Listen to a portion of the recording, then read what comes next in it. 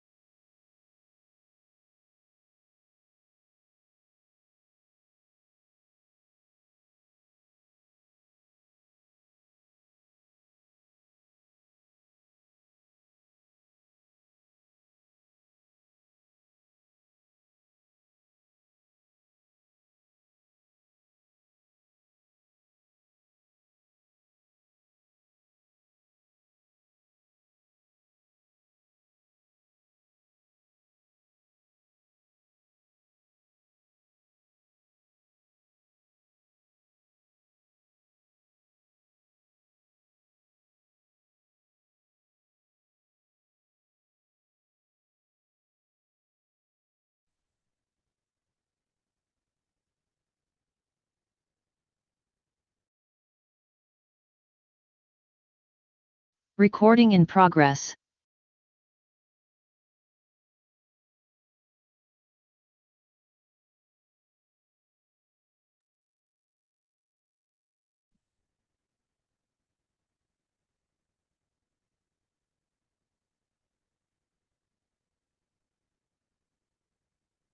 Nick, I was waiting for a quorum to make before we start. I'm just doing a quick check. 1, 2, 3, 4, 5.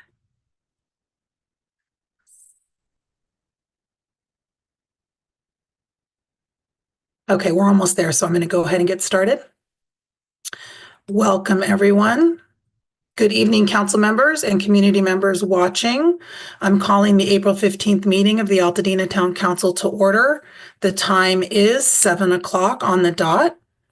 I am going to turn this meeting over to Vice Chair Arnzen to introduce a special guest. Thank you, Chair. This October, the Altadena Town Council will celebrate its 50 years serving the community. In honor of that benchmark, as some of you know, we've been asking back former council members to introduce our flag salute honorees. Tonight, I'm so happy to have with us my friend and former council member Billy Malone. Billy spent 10 years on the council, 2.5 of those as the chair. Billy was actually the chair that guided us through the pandemic. And during that, he guided us to move our elections to November, putting them in sync with national elections, which we have stayed on that course. And I'm glad to have you with us. Thanks for joining us, Billy. Go ahead. Can you hear me? Yes.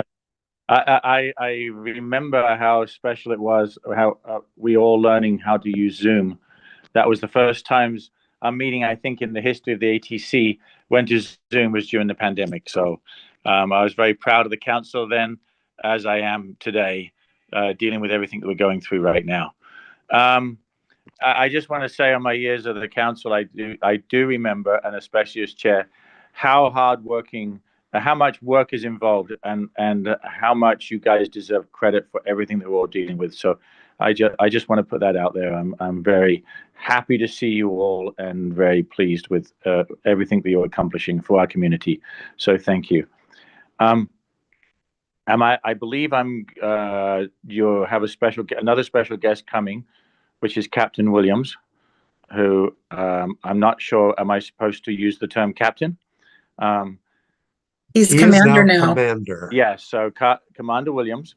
When I was chair of the council, he became captain at that time. And I was involved in several of the meetings where during that time when he became captain, and we were very impressed with his credentials and very excited to have him. And so I feel especially proud that he's able to spend that time and be with our community. And a special thanks from our community, and a special thanks from me personally. So great job. He would definitely be missed.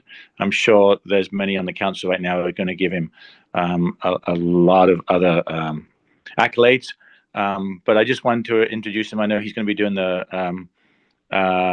the Pledge of Allegiance. So I'd like to introduce him. This is somebody I knew before, then formerly now Captain Williams, and now Commander Williams. So I'll pass it over to him. And thanks again for everything you've been doing. Thank you, Billy. Kim, if we could have our flag, please. Thank you. Thank you. We can face the flag, put our right hands over our hearts, and ready, begin. I pledge Allegiance to the flag of the United States of America, and to the republic for which it it stands, stands, one nation, under God, indivisible, with liberty and justice for all. Thank you. Thank you. Thank you, Commander. Chair. Thank you so much. I wanted to thank you, Commander Williams, for leading the pledge, and thank you for the introduction. And it's good to see you, Billy. Commander, before you go, on behalf of the Altadena Town Council, I'd like to present a certificate of recognition. And it says, Certificate of Altadena Town Council Recognition presented to Jabari Williams in recognition of your outstanding leadership, unwavering dedication, and exemplary service to the Altadena Sheriff Station. Over the past 3 years, your commitment to public safety, community engagement, and excellence in law enforcement has left a lasting impact on both your colleagues and the residents of Altadena. As you are promoted to the rank of commander, we extend our heartfelt congratulations. Your legacy will continue to inspire those who follow in your footsteps. We are so grateful to you for your leadership in Altadena, and we have a special gift for you, which I will also get to you with your certificate. So that might require you to provide some kind of an address, top secret, on the down low, dome of silence, but we definitely have something we want to get to, and we will miss you tremendously. Good luck in your future role. Claps, claps, claps. Thank you so much. I really appreciate that. I can't say enough about the community of Altadena and all of the support groups that been very supportive, very encouraging, and it has helped me grow over the last 3 years I was there. I can't say enough about it. I'm going to miss you guys. I hope to still pop in every once in a while. There's one thing people know about me. I love to crash a party. So you guys may be seeing me often at different things. But all the way from the Chamber of Commerce to the Rotary Club, the library, the town council, all of the neighborhood watch groups, I'd like to thank you guys sincerely. I'm going to miss you all. And if you ever need anything from me, I'm only downtown somewhere at a custody facility, but it's not a secret. I'll make sure I get the address to all of you guys, you know. And I can't wait to get that certificate because somebody was saying you don't have anything up on your wall. So boom, it's going to go right there where I can see it every day. So Awesome. Thank you all. Thank you all. I really appreciate it. Thank you. Thank you so much. And one thing I like to mention, you guys are in great hands. The acting captain right now is Eaton Marquez, and he's going to make sure that he attends to everybody's needs. I know it. He's a big community oriented person, and we're very lucky to have him. Thank you. Well, we thank you for making sure that he was here for us during this and now to take over as acting as you moved on. So thank you so much. We will miss you and we will hold you to coming back. We will certainly make sure you know when all the parties are. Okay, we are going to move on to roll call. Council Member Yu. Good evening, council members. If I call your name, please raise your hand or say present. Connor Cipolla. Present. Victoria Knapp. Present. Nick Arnzen. Present. Milissa Marona. Present. Dorothy Wong. Present. John Carmody. Present. Darlene Green. Present. Isis Molden. Present. Jafina Hall. Present. By Yvette Stewart Gordon. Present. Pat Sutherland.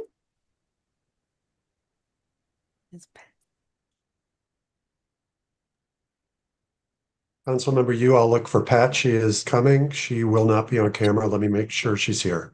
Continue, please. Adam Vervulis.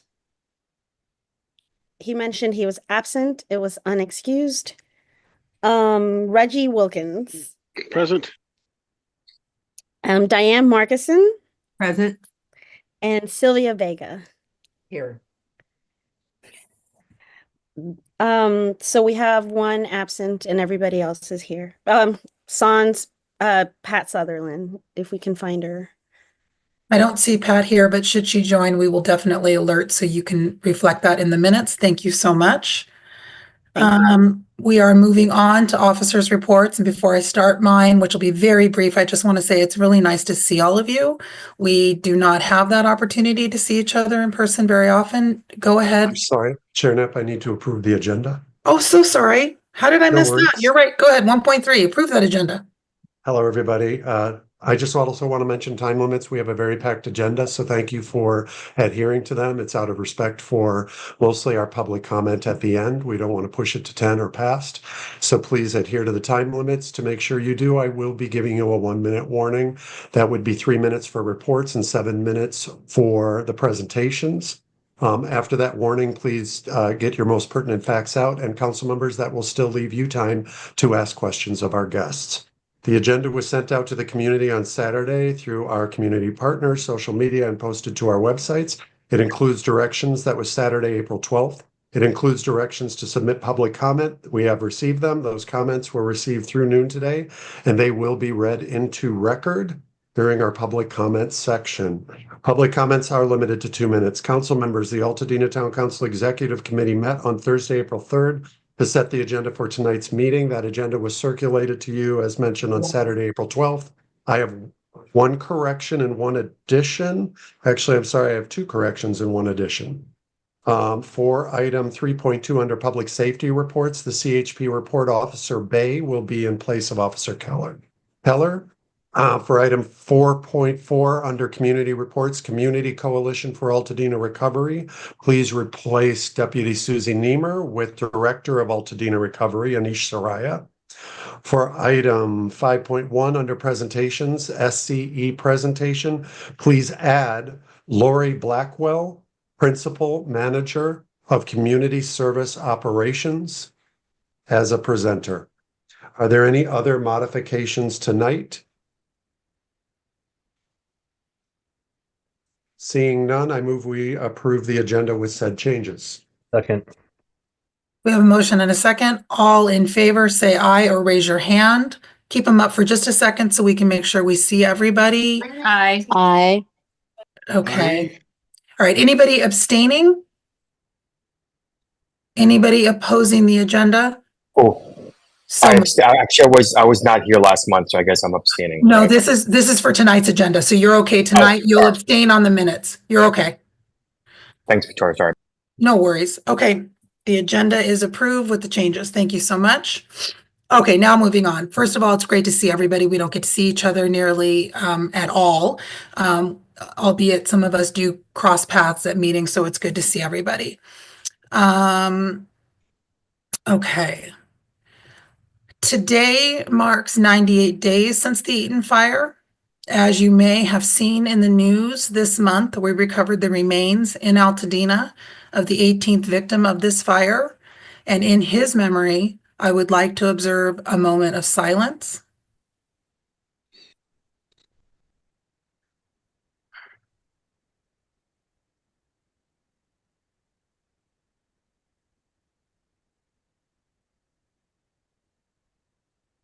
Thank you for that. I hope that his family finds solace in the finding of him. As of today, April 15th, this was the deadline to submit ROEs in Altadena. And I'm happy to report that there are less than 60 ROEs outstanding. So a big round of applause to every property owner who opted in or out. It will make the work much easier as we all look to recover and through our future rebuilding. Also, today we are approaching our 2,500th lot cleared. So 2,500 lots will have been cleared by tomorrow. So it's a huge, huge milestone, and things are moving along fairly quickly, which is good for our recovery as well. And that is it for me. I'm just going to remind everybody that we do have a packed agenda. Nick will keep time as we get to those different sections of our agenda so that we can wrap this up in less time than we did last month. And if you were here last month, you all know what that means. So I will turn it over to Vice Chair Arnzen. I yield the Vice Chair report in interest of time. Thank you, Vice Chair Arnzen. Recording Secretary Kim, you have the approval of the minutes. Fellow council members, I sent out the minutes a couple days ago for your review for this meeting. I did get one comment back from Councilmember Molden to add the home check email address, so I will do that to the minutes before posting them on the website. I will give a few minutes for any other comments on the minutes. Hearing none, I move to approve the minutes with the addition from Councilmember Molden for the email address for the home check. Second. Thank you. We have a motion and a second. All in favor of approving the minutes as amended? Aye, or raise your hand. Aye. I got an aye. Okay. Any abstentions? I abstain. That would be Councilmember That would be Carmody. me. Great. Yes. And any opposition? Great. Okay. Thank you so much. That passes. Moving on to our treasurer's report, Councilmember Marona. Good evening. We had an opening balance last month of $3,234. We received one donation at last meeting of $50. We have a closing balance of $3,284. Should anyone wish to donate this evening, I am putting in the chat my email address for Zelle.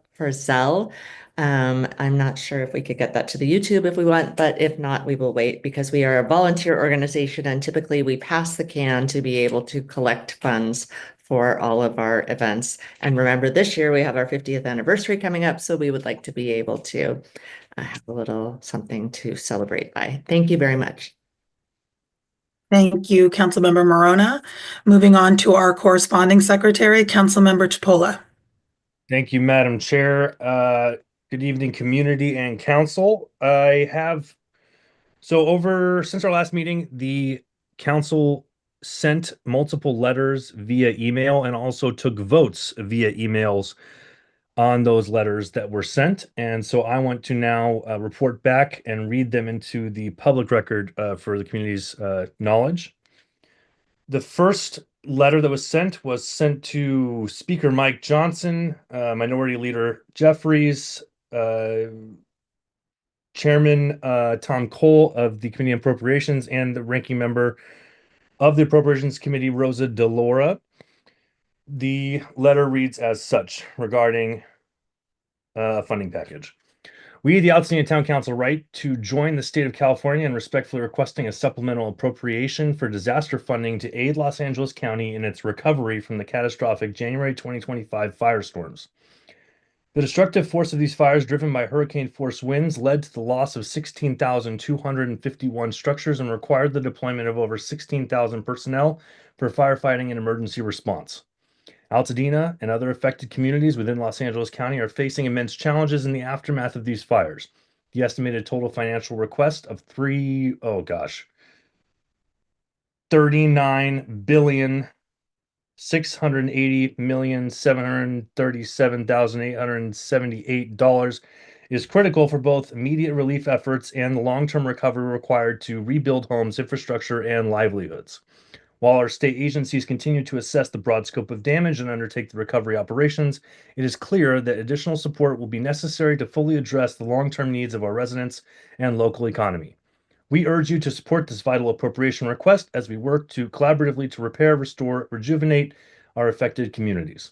Your consideration and backing in Congress is indispensable to achieving a full and fair recovery for all impacted. Thank you for your attention and prompt action on this matter. We look forward to partnering with you on our representatives and state leaders in this critical recovery initiative.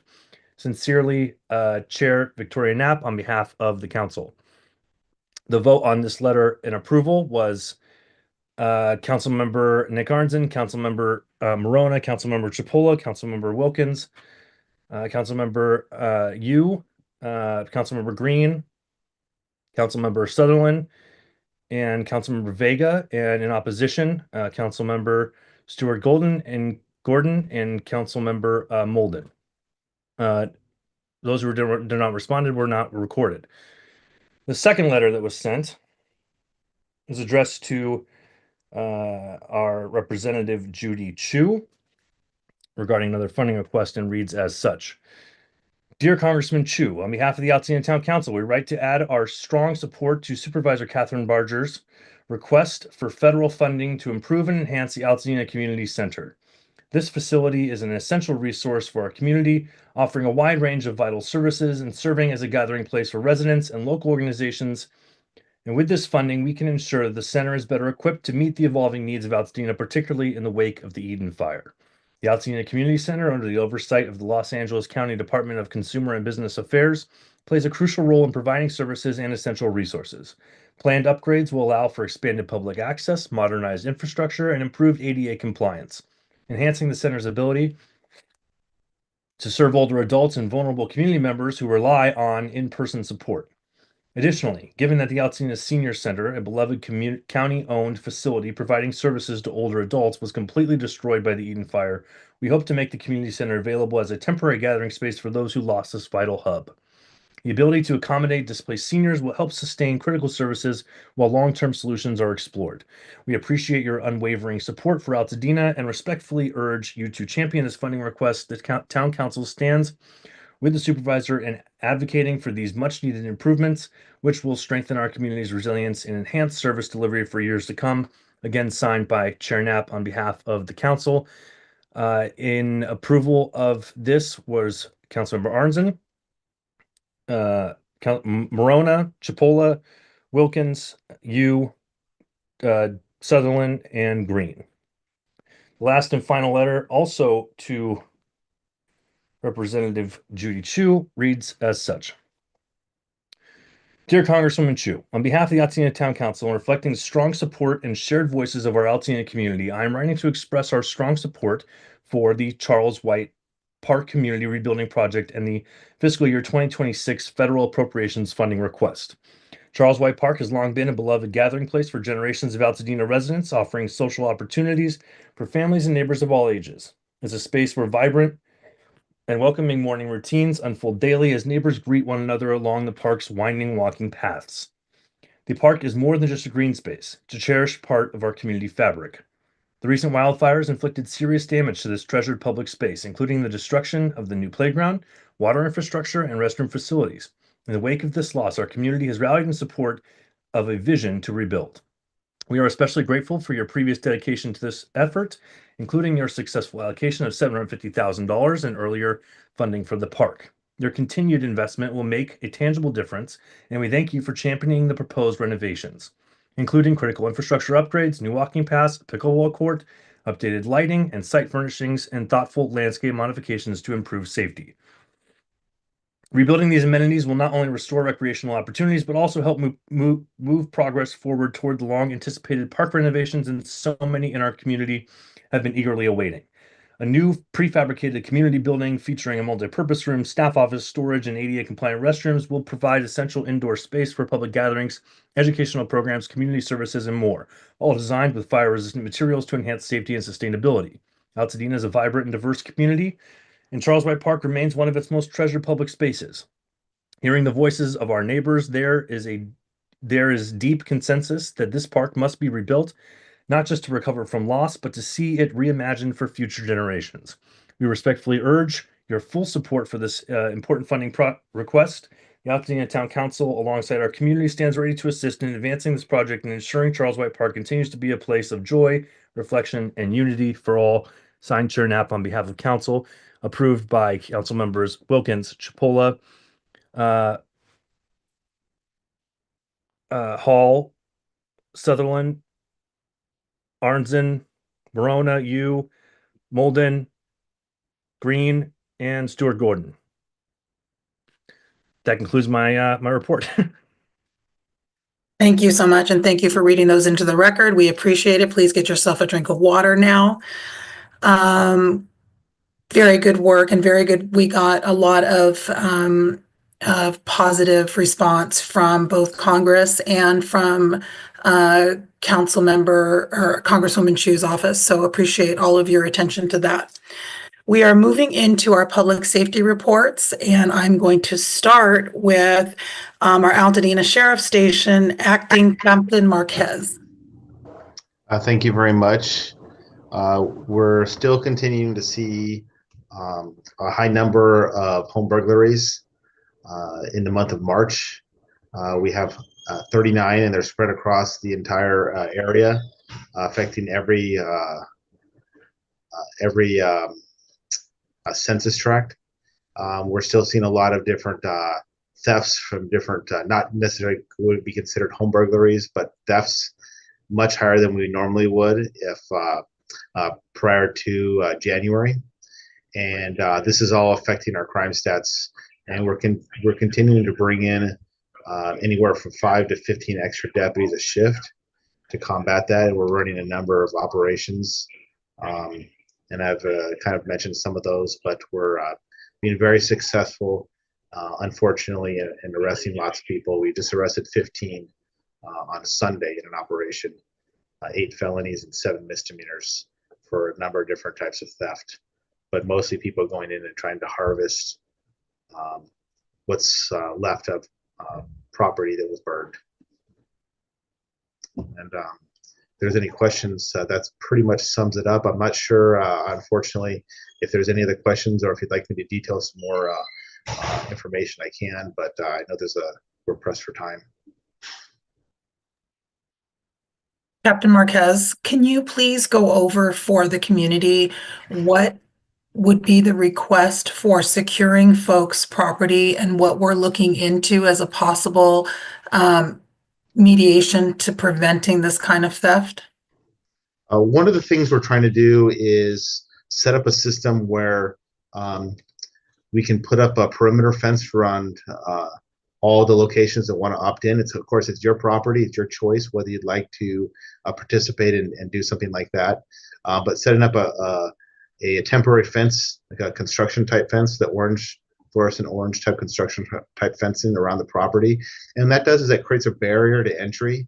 And those are legal kind of hurdles that we have to establish for court purposes for criminal prosecution. If you just kind of step back and consider if a home was on the property and anybody like a UPS driver, the mailman, an Amazon driver can walk up to your front door, well, there's no real expectation of privacy, and it wouldn't be considered trespassing. But once you create a barrier to entry, like a fence or a block wall where you have to enter through a door that's continually locked, or you're crossing some kind of threshold, and you have no trespassing signs, that tells people that you're not welcome just to walk into somebody's property. And that also, in combination with what we call as a letter of agency, that gives the sheriff's department the authority to arrest on your behalf if we do find somebody in that area. And we're very reasonable about that. We know if you have construction work going on, we're not going to go arrest the construction workers. However, we are seeing people dressed up as construction workers trying to break into houses. I think there's been some social media posts about it. We're seeing illegal dumping in people's houses. We're seeing people try to start to squat in people's property. And there's also people dressing up like they're delivery drivers from, say, like Amazon, trying to pretend that they are out there for legitimate purposes, but really it's nefarious reasons they're walking into the neighborhoods. So all these kind of systems will kind of help us in combat that. So especially if we have somebody set up like we have that fencing, you've already told us there's nobody supposed to be in your property, or these are the people that are allowed to be in your property, and we happen to come across on a Sunday afternoon an RV set up in that property. Now we have the means to effect an arrest right there. Oops, sorry about that. But that gives us the mechanism to effect an arrest, and then also we're working with the district attorney's office. It's kind of a new threshold for them, but they are completely willing to go forward and prosecute on your behalf on that. Thank you so much for that. And I just wanted to be clear to everyone, because this came up as a question before, that if you have an existing barrier fencing around your property now, you do not need to wait for construction fencing in order to submit a letter of agency to the sheriff's station, who then post your no trespassing signs, which will give them authority to arrest anyone on your property that is not supposed to be there. So again, it's called a letter of agency. You can get it from the sheriff's station website. You must go in person, not just to the Altadena Sheriff's Station. You can go to any law enforcement office to submit it. We do understand that not everybody is in town or near town. So if you're in another area, you can still download the form, fill it out. They need to be able to verify that you are who you say you are in person. And then they will transfer that information over to the Sheriff's Station. I do see Councilmember Vega. Go ahead. You had mentioned about that we had an increase in burglaries, I guess, across our town. I was just wondering if they're happening during the day, if there's patterns that neighbors should look out for. I'm sorry, the first part of your question, I did catch the spread across the entire area, but what was the first part? I was just wondering if these burglaries were happening during the day, if there were patterns that we should look out for. We've really been trying to analyze. We have a crime analyst. We have detectives that specialize in this from our different crime bureaus or detective bureaus that are coming in and helping us out. And they also are unable to establish a certain pattern that we could associate with maybe this here and there, but they are happening during the day, the morning hours. But most of the time, we believe they're happening at night, and where they can, not be seen. I do want to say that, please pardon this to Ms. Knapp, but it has to be a sheriff's station. Oh, okay. I just want to clarify it. It needs to be a sheriff's Not station. a police station. Not Got just it. a police station, sheriff's station. Okay. But the best thing to do is become the Altadena station, and we can keep it on file here. So Great. Thank you for the clarification. And it's not on the website yet, but we'll take care Get of it up there. Okay. Got it. Thank you so much. Thank you for being here, and thank you for taking over responsibility for the Altadena Sheriff's Station. We are going to move on to the California Highway Patrol, Officer Bay. Hi, good evening, everybody. Can you hear me okay? All right, great. I'm Officer Brian Bay with the California Highway Patrol out of Altadena, and I'll do our crash statistics for March. So the CHP investigated a total of 13 traffic crashes in the month of March within the unincorporated area of Altadena. Out of those 13 crashes, it was 3 for hit and run, no injuries, 6 for property damage only crashes, so your minor fender benders, and 4 that resulted in injuries. Thankfully, we did not investigate anything for DUI within the month of March, so that was great, and no reported fatalities within the area. I do want to highlight a few crashes, though, that did take place. On March 5th on Beverly Way and Maiden Lane around 5 p.m., we had a vehicle versus bicyclist at that intersection. Looking at the report, it looks like one of the two parties failed to yield at that stop sign, which resulted in minor injuries, and maybe they got transported to a local hospital, but nothing too serious at this point. On that same evening, March 5th at 7:20 p.m., we investigated a crash at Woodbury Road and Lincoln Avenue at the major intersection over there of a pedestrian crossing the crosswalk. I know at that time it's still kind of sunny out, but it might have been a little bit darker out, so it's hard for vehicles to observe pedestrians crossing the crosswalk. So that pedestrian at first did not request a report or to be transported to the hospital, but then they related that they had minor injuries, so we went out and investigated that crash. So that kind of concludes that portion of it. I did want to touch up on our distracted driving campaign that we had. So the month of April constitutes our distracted driver awareness month. So the Office of Traffic and Safety has provided, we'll just say, grant hours and other hours for officers to be more vigilant when it comes to drivers that are distracted. And so the CHP Altadena area, we actually issued 127 traffic citations, and one resulted in an arrest during that time. And now this wasn't necessarily within the unincorporated Altadena area, but just within the area itself. I also wanted to highlight the fact that we've been getting a exponential increase of traffic complaints in terms of the debris hauling trucks in our area. I know I've been out in the unincorporated area, and I've seen just so many dump trucks and debris removal trucks in the area. And you know, anyone that comes to our office or that calls to let us know of that, we really appreciate that. I have a log of everything here.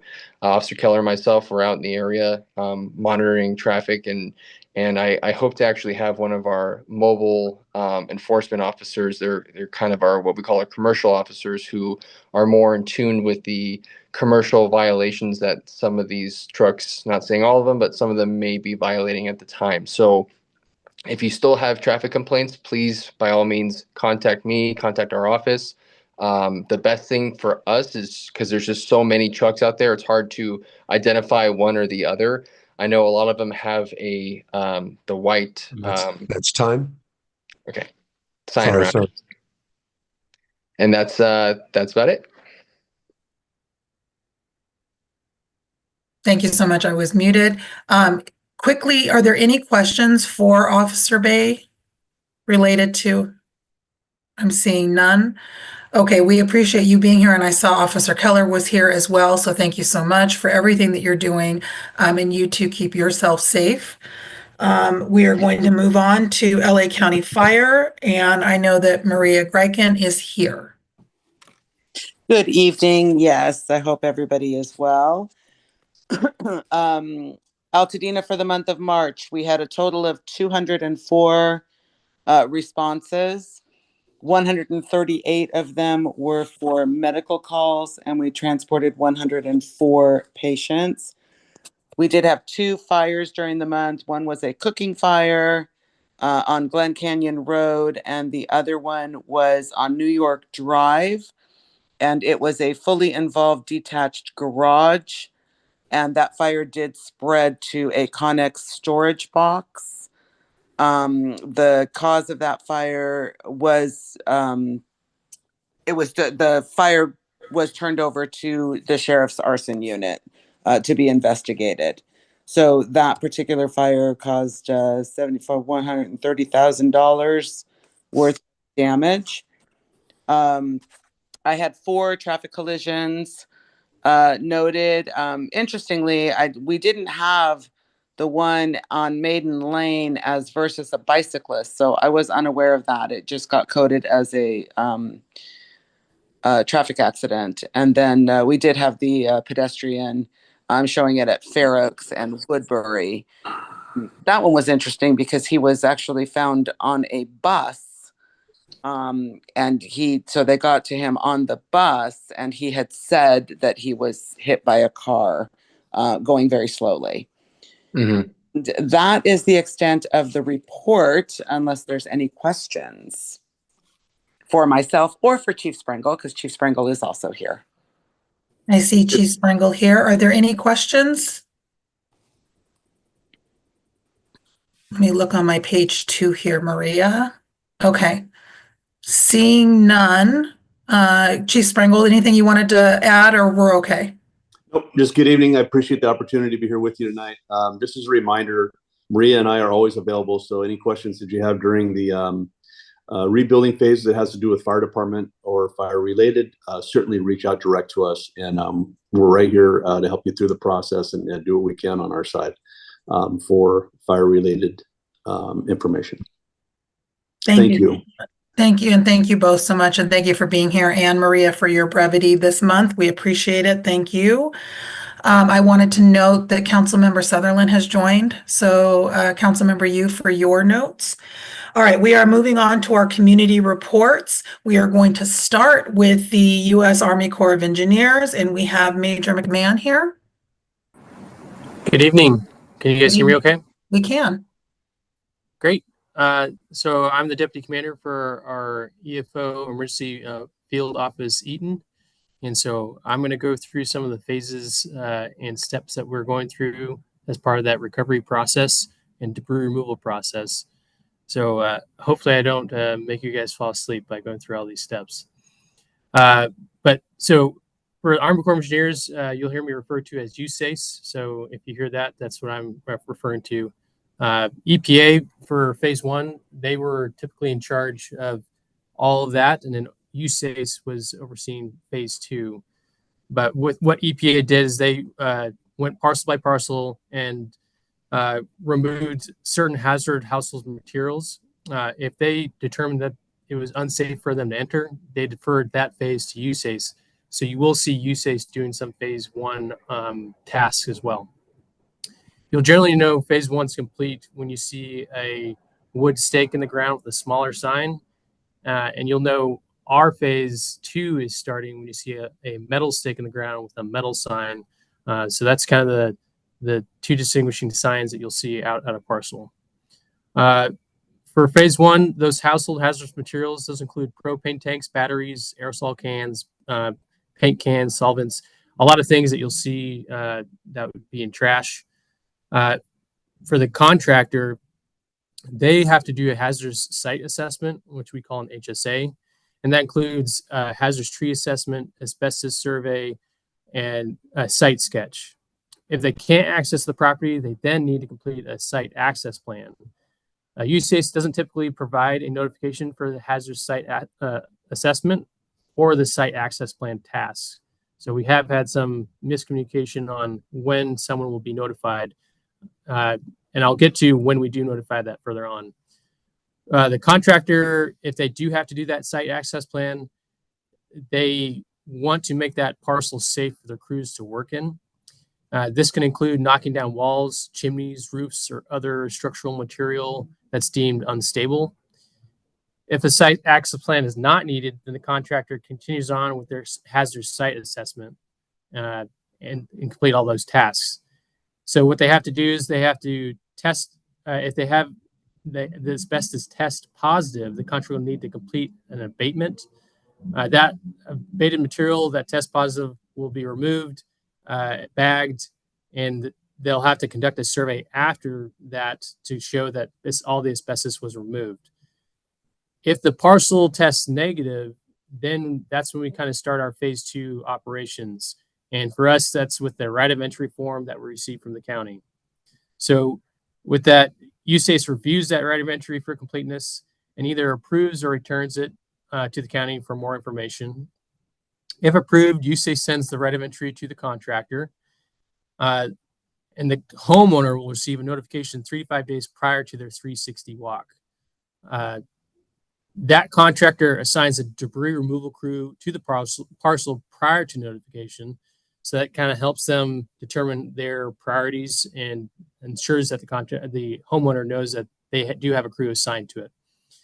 The homeowner will also get a 24-hour notice prior to their 360 walk, and they are not required to be present, but they're highly encouraged to be present so they can be a part of that process. The contractor conducts debris removal with one crew and tree removal with a different crew. Trees could be removed first depending on access issues or if they have a hazard to the debris removal crew. Standard parcels typically take 2 to 4 days, and complex parcels could take longer. A complex parcel typically consists of homes that are probably on the side of hills that have piers, additional concrete or rebar, or even large basements that we weren't expecting to have there. And then the contractor then conducts a punch list walk with USACE to determine if there's any items that are incomplete. This can include if pools need to be drained that maybe they weren't marked on their ROE. And then it also, if there's any temporary fencing that needs to be placed, which we were required to put temporary fencing around anything that has a 4-foot drop or larger. And then contractor completes their final erosion control by placing hydromulch and wattles if necessary. And then you have that final sign off with USACE and the contractor.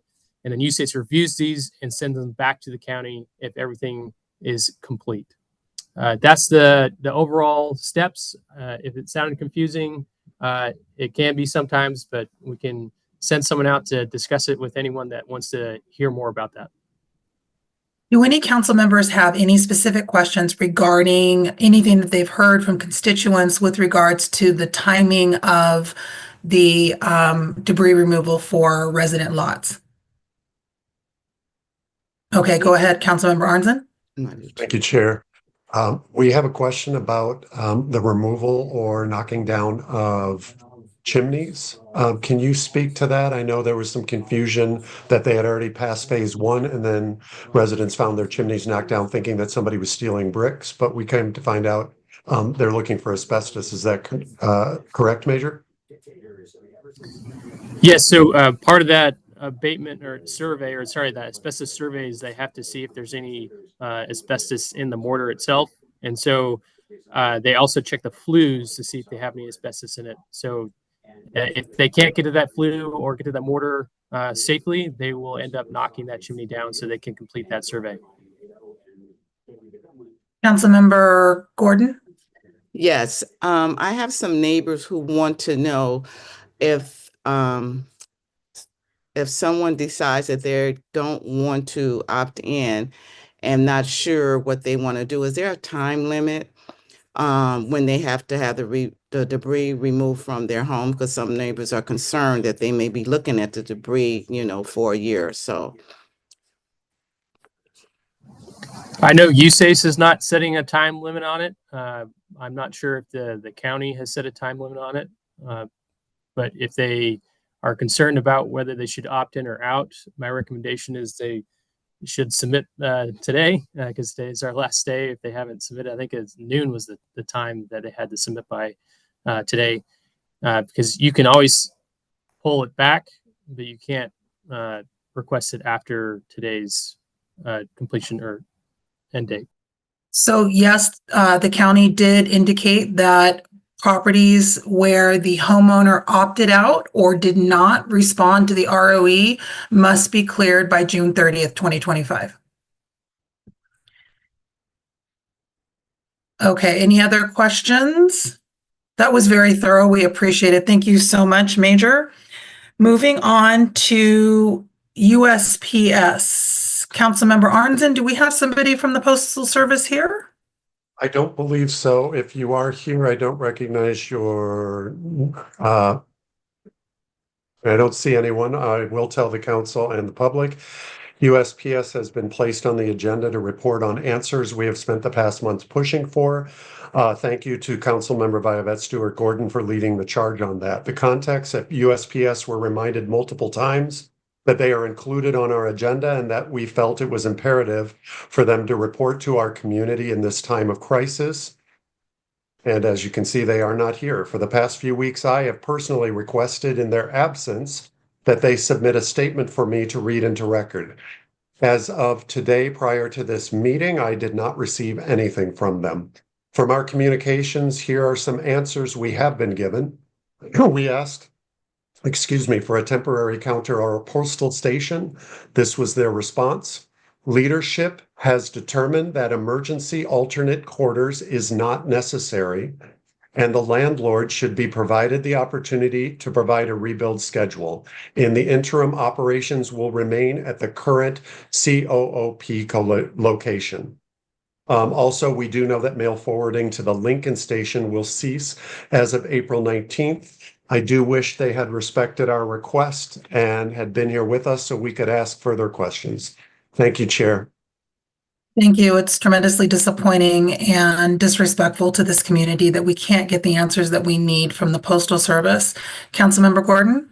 I would like to put on record that I did speak with Meredith Miller, and they're still interested in having a contract postal unit, and even if they can only sell stamp, because they want to be a service to the community. So I want to put that on record. I spoke with her yesterday. Thank you for that. Thank you, Councilmember Stewart Gordon. I will clarify, Councilmember Stewart Gordon, speaking of the Webster's location on Lake where they had a postal counter in the past and they've been trying to get one and been refused. I appreciate that, Councilmember. Thank you, and thank you for that. Okay, we will move on to LA County Regional Planning, and I believe I saw Assistant Deputy Director Mitch Glazer here. Yes, hi. Hi, Mitch. Good evening, everybody. Thank you for having me at your meeting to give a brief update on what regional planning has been doing on the rebuild effort. So I may have mentioned this the last time I joined your meeting. We do have a dedicated disaster recovery team with planners who are solely helping the fire survivors. The team is providing counseling at the Altadena One-Stop Center, over the phone, via email, and also reviewing all of the applications for temporary housing and rebuild projects. The team has also been attending outreach meetings, so if any of you are hosting an outreach meeting or helping set somebody up and you'd like regional planning to attend, please let me know. I think most folks are aware that the One Stop is very busy. We are accepting walk-ins and we also have appointments. There's a bit of a backlog to schedule an appointment, so we did add an additional appointment on Mondays, Wednesdays, and Fridays.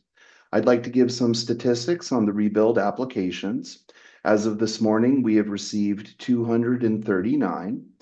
85 of those, or about 36%, have been cleared for the plan check stage. 108 of those, or about 45%, were returned to the applicant for more information or corrections, and I'll talk more about that in a minute. And then the remaining 46, or 19%, still need our initial review. We are conducting checks and rechecks within 14 calendar days. Fortunately, a lot of other planners have volunteered to work overtime, so we are reviewing those applications much more quickly, in some instances in a matter of a couple of calendar days. In terms of other things that the county has done, we have one application form for all of the departments. The process starts by submitting basic architectural plans, and regional planning checks if the project is like for like. If it's like for like and we have everything we need, we can approve it on the first round. If it's like for like and we need more information, we'll let folks know. If it's not like for like, we'll explain the process. In some cases, it might include a public hearing, and we'll give folks an opportunity to redesign before they spend more time and money. And after we clear it, it goes to the plan check stage. We are getting some contract planners with some state funding. We'll have some folks on board as early as next week. We're moving forward with our pre-approved standard plans. We've worked with the Foothill Catalog Foundation and Habitat for Humanity. We're launching that on April 26th. We're looking at improvements to Epic LA, so there's one workflow for all of the departments. We're looking at some innovative solutions with AI. Met with a company earlier today that's looking at creating a chat bot to help folks, and another company that can actually use AI to review plans. But the main thing I wanted to talk about is communications. Obviously, 45% of applications being returned is a high number. We're going to continually update our application forms to make things clear. We're going to continually update the LA County Recovers website, including our FAQs. That's at recovery.lacounty.gov. Victoria, last week, we exchanged emails. We're doing a simplified flow chart. We're doing videos. We're getting a lot of help from Code for America and the governor's staff. So our goal is to continuously improve our communications, which should hopefully reduce the amount of applications that we need to return to the applicant. So that's my report this evening. Thank you. Mitch, can you touch a little bit on in like your biggest buckets, why applications are returned? Yeah, well, I don't have more specific information, but it's something the team is looking at. I can say that based on the applications I'm reviewing, people aren't giving us the full plan set and all of the information. And so again, we have to look at the application. Is it plain language enough? Are we not being clear? So I think most of the time it's just they're not giving us everything that we need. And in other instances, we tell the applicant it's not like for like.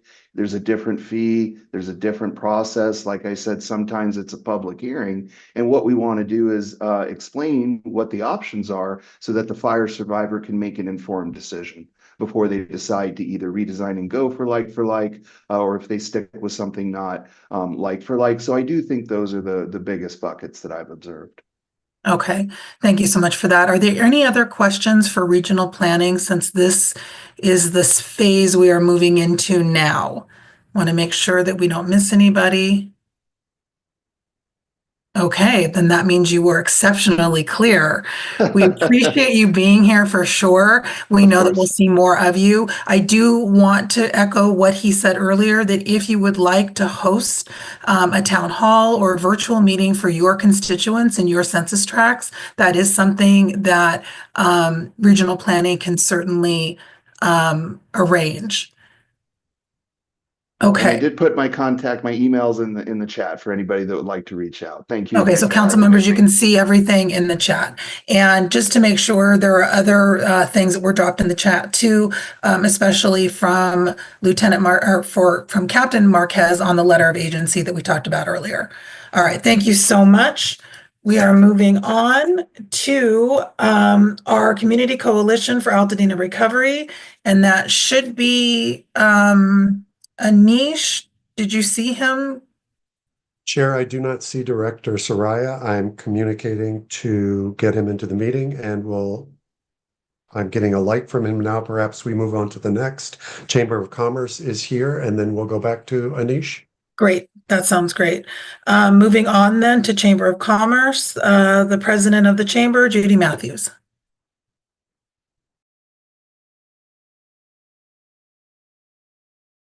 Judy, you're on mute. Okay, let me get through this within the time minute that is permitted. First of all, it's a pleasure to be before you this evening as we continue the journey through recovery. So let us focus on creating better days related ahead. The Altadena Chamber of Commerce meets weekly to address the immediate concerns of the community, businesses, and the ongoing recovery processes with local, state, and federal representatives. Since January 2025, the Altadena Chamber of Commerce call to action has expanded beyond the San Gabriel Valley Chamber Association of Executives and now the launch of the Back in Business, led by Dr. Juliana Delgado, President, Southern California Planning Congress. I'm going to now go on to other parts because this would be too long, so I'm going to skip a lot of things here. Recently, the Chamber of Commerce, along with Santa Monica Chamber and Palisades Malibu Chamber collaborated with LA Area Chamber, the largest organization in Los Angeles in the region, to express support in writing the U.S.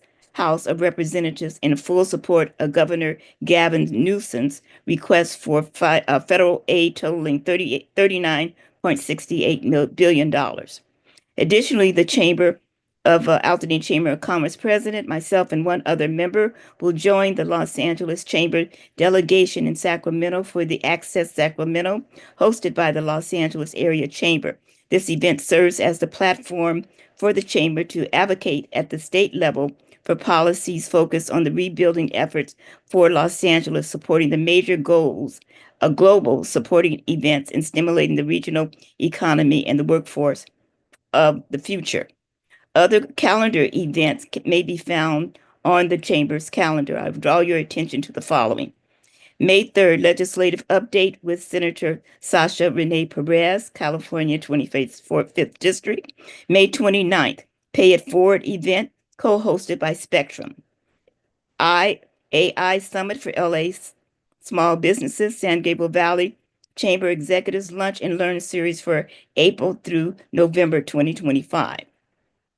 Please refer to the following. I think this will be of interest to all.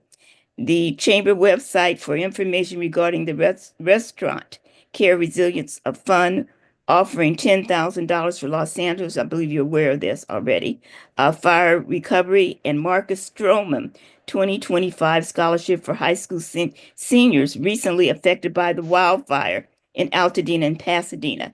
He will be giving out 2 students with awards of $25,000 each.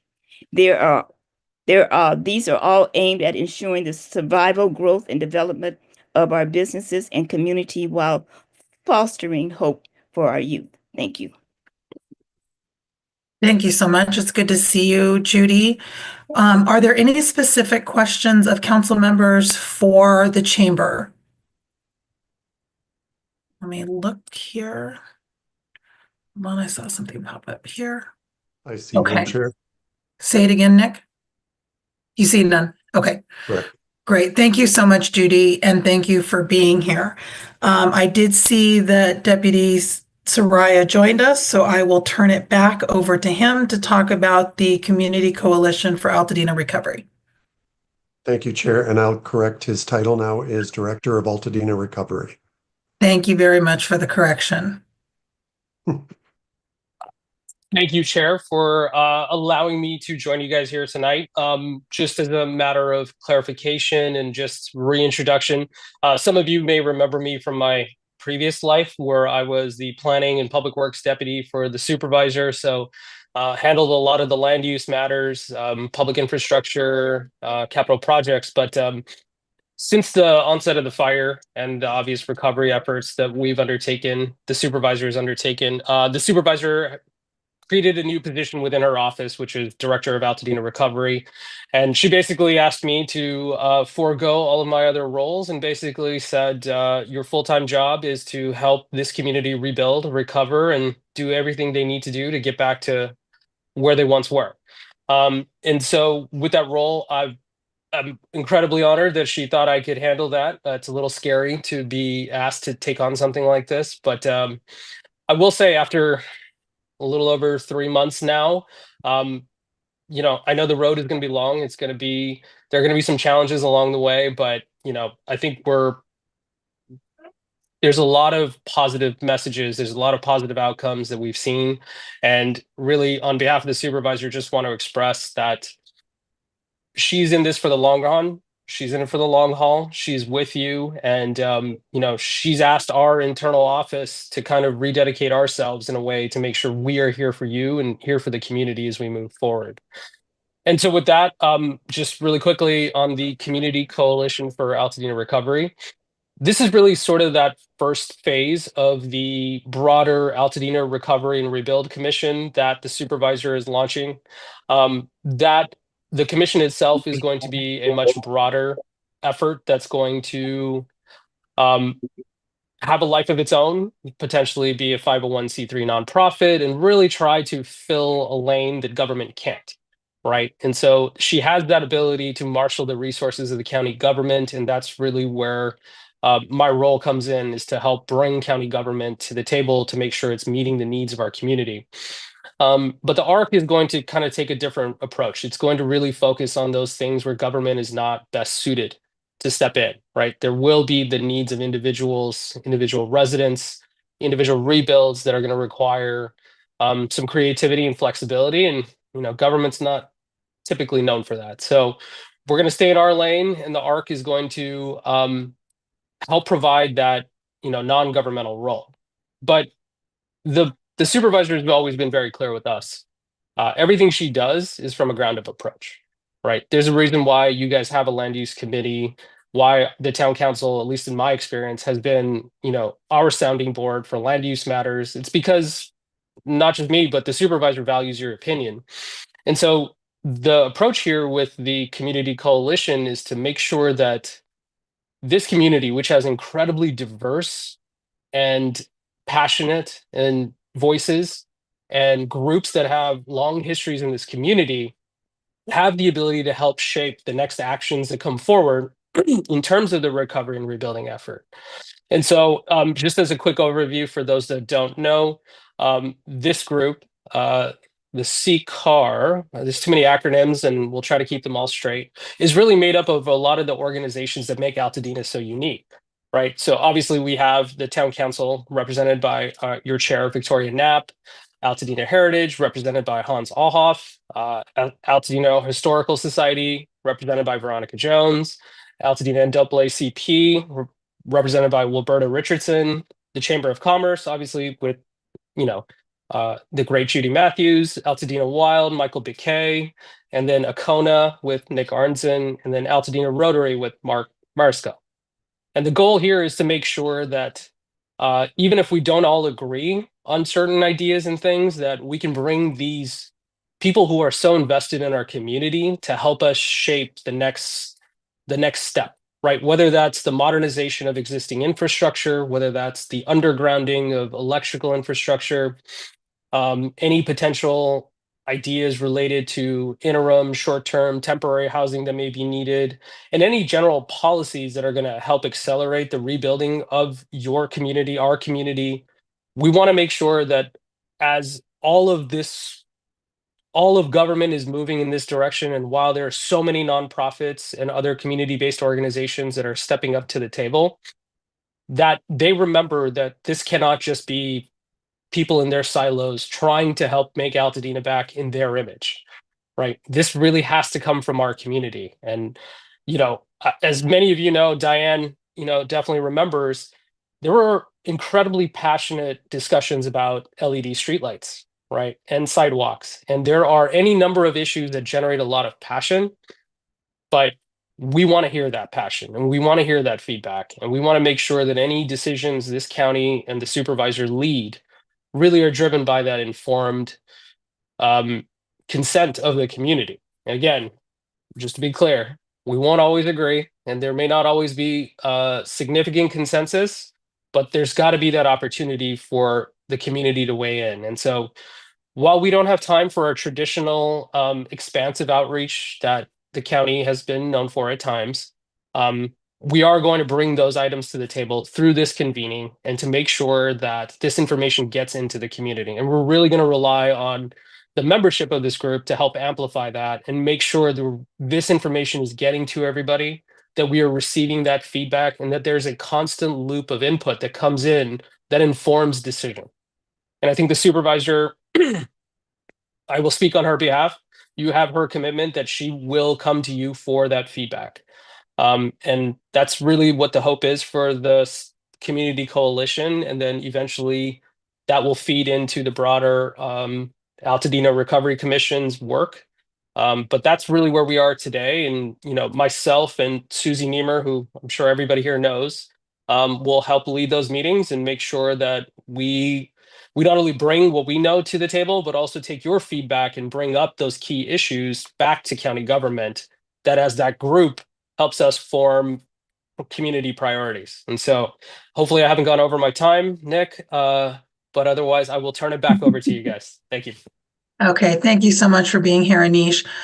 Does anyone have any questions specifically around CCAR?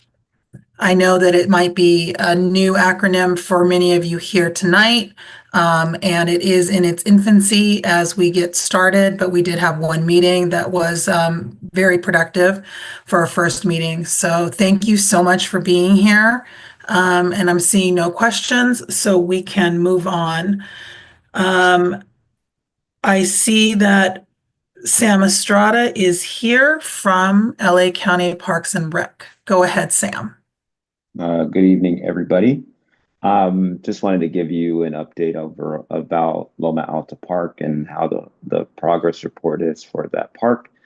And so right now we've been operating our volunteer days on Saturdays from 9 a.m. to 3 p.m. So far, we have completed 2 Saturdays. And the volunteers have been planting trees, plants, shrubs, and have also been doing painting. We've had murals all along some of the walkways and on some of our walls in the park.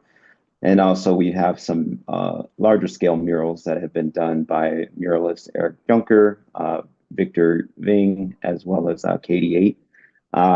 And we also have had over 100 volunteers each of the Saturdays. And our first day was on Saturday, April 5th. And we have 2 more sessions to go. So it is still open for any groups that would still like to volunteer. So we'll be wrapping up at the end of April. And also currently, in addition to that, we've had the cleaning of the buildings started this week, and we had Ocean Blue come out, and they will be completed by the end of this week. And currently, they've cleaned all of our upper buildings and rooms, and they are going to be moving on to our gymnasium and our pool buildings, and those will be cleaned over the next 3 days. So the target goal is to have them complete this work by Friday. And so right now we've been monitoring that, and hopefully we stay on track. We know the gymnasium is a heavy lift, so hopefully they can complete that before Friday. Loma Alta Park reopening, and so we are still targeting Saturday, May 17th, and that will be from 10 a.m. to 5 p.m. And as many of you may have seen on NBC yesterday evening, they showed the Dodger Dream Field and its progress and how it's going. And so we're happy that the Dodger Dream Fields will be open, and we'll be having a Central Altadena Little League closing day ceremony along with doing a game with them. And so we're happy to have that, as well as the Clipper Court refurbishment that will be taking place as well. And we'll also be having 2 brand new playgrounds that we're excited to have open, as well as the Altadena Satellite Library and the Department of Aging and Disability, which will be offering a senior program at Loma Alta. And so the theme for the reopening day, I should say, will be a kind of a lighter scale picnic. Come into the park and enjoy the time to be with your family, friends, and neighbors. Something that will be lighthearted. We'll also be offering food on that day as well. And so we'll be excited, and we'll be sharing more information once everything has been finalized. And so we're looking to also have some light music, as well as some drinks and fun activities for the kids that come to the event. Also, when we reopen, the programs that are going to be offered once the park is reopened will be our senior program, as mentioned, through the Department of Aging and Disability. We'll also be offering an after-school program Monday through Friday from 2:30 to 5:30, and that's going to be free. This summer, we're also aiming to have an esteemed summer camp program for ages 6 to 11 years old, which will be starting on June 16th, and will be Monday through Friday from 7 a.m. to 6 p.m. And that will also be free. We're also aiming to have some fun field trips for anybody that does enroll their child into the program and takes part in that. We'll be offering some fun activities as well, and so also some calming and trauma-informed care programs for the kids that will be partaking in the camp. We'll also be having our Tiny Top program that's going to be restarting, and that's going to be Monday through Friday as well, Monday through Thursday. And lastly, our Parks After Dark is going to be starting June 21st, and Saturday and Sundays. And very lastly, we did do the soil testing, and that has been completed, and it's on the LA County Public Health website. Great. That was a lot in a short amount of time, Sam. We appreciate you for sure. Anybody have any questions around anything that Sam offered us tonight?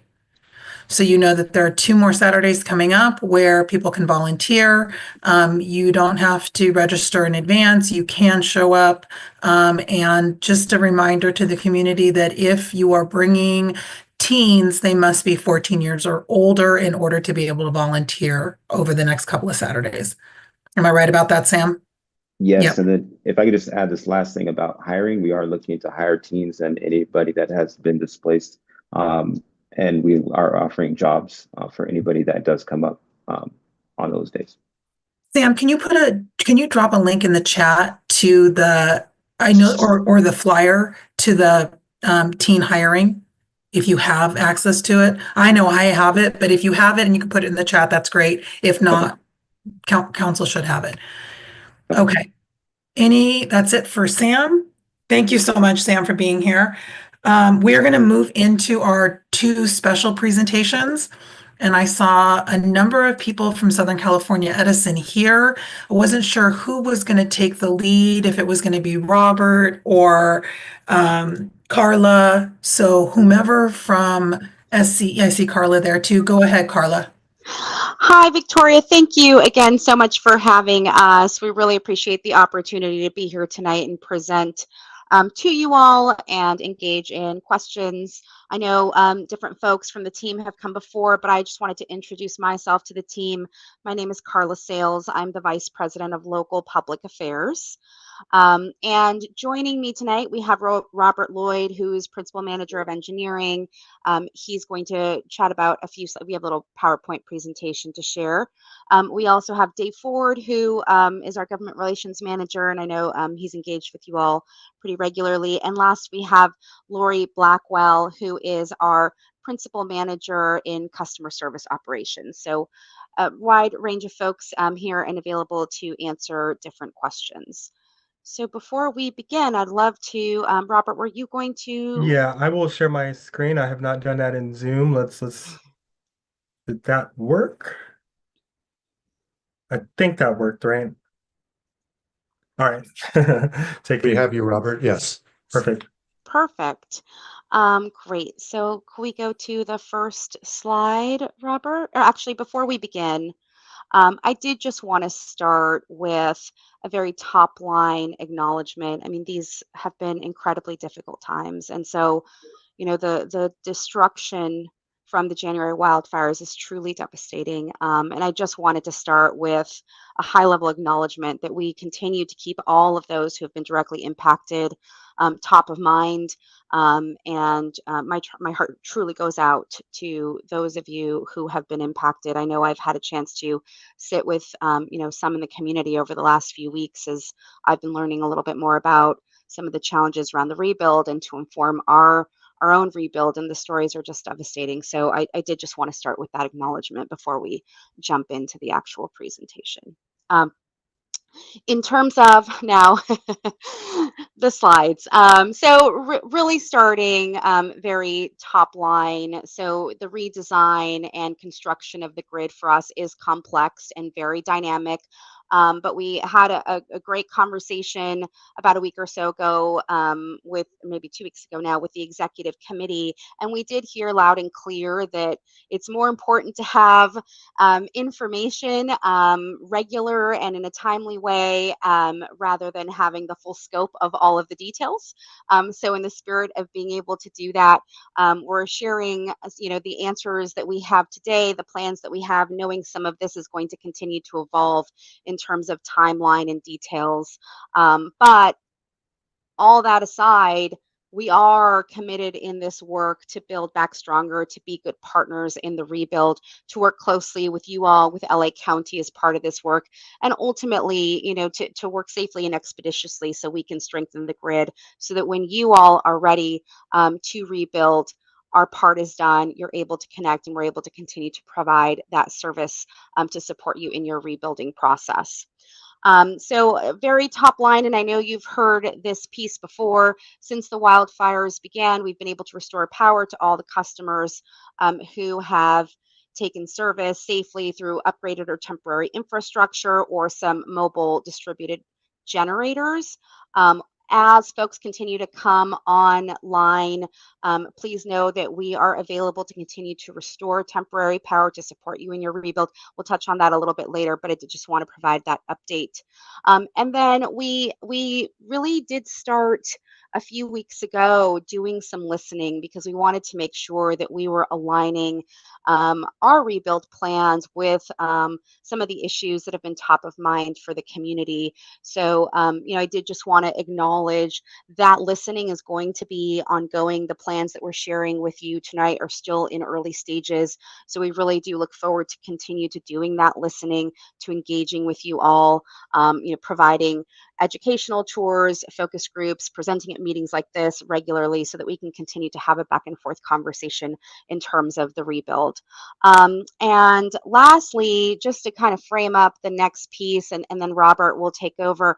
I know we did share with Victoria on Friday, and she shared with you, we did provide a response to the governor. The governor had reached out to our CEO asking for an update on our plans, and that is what we submitted to him on Friday.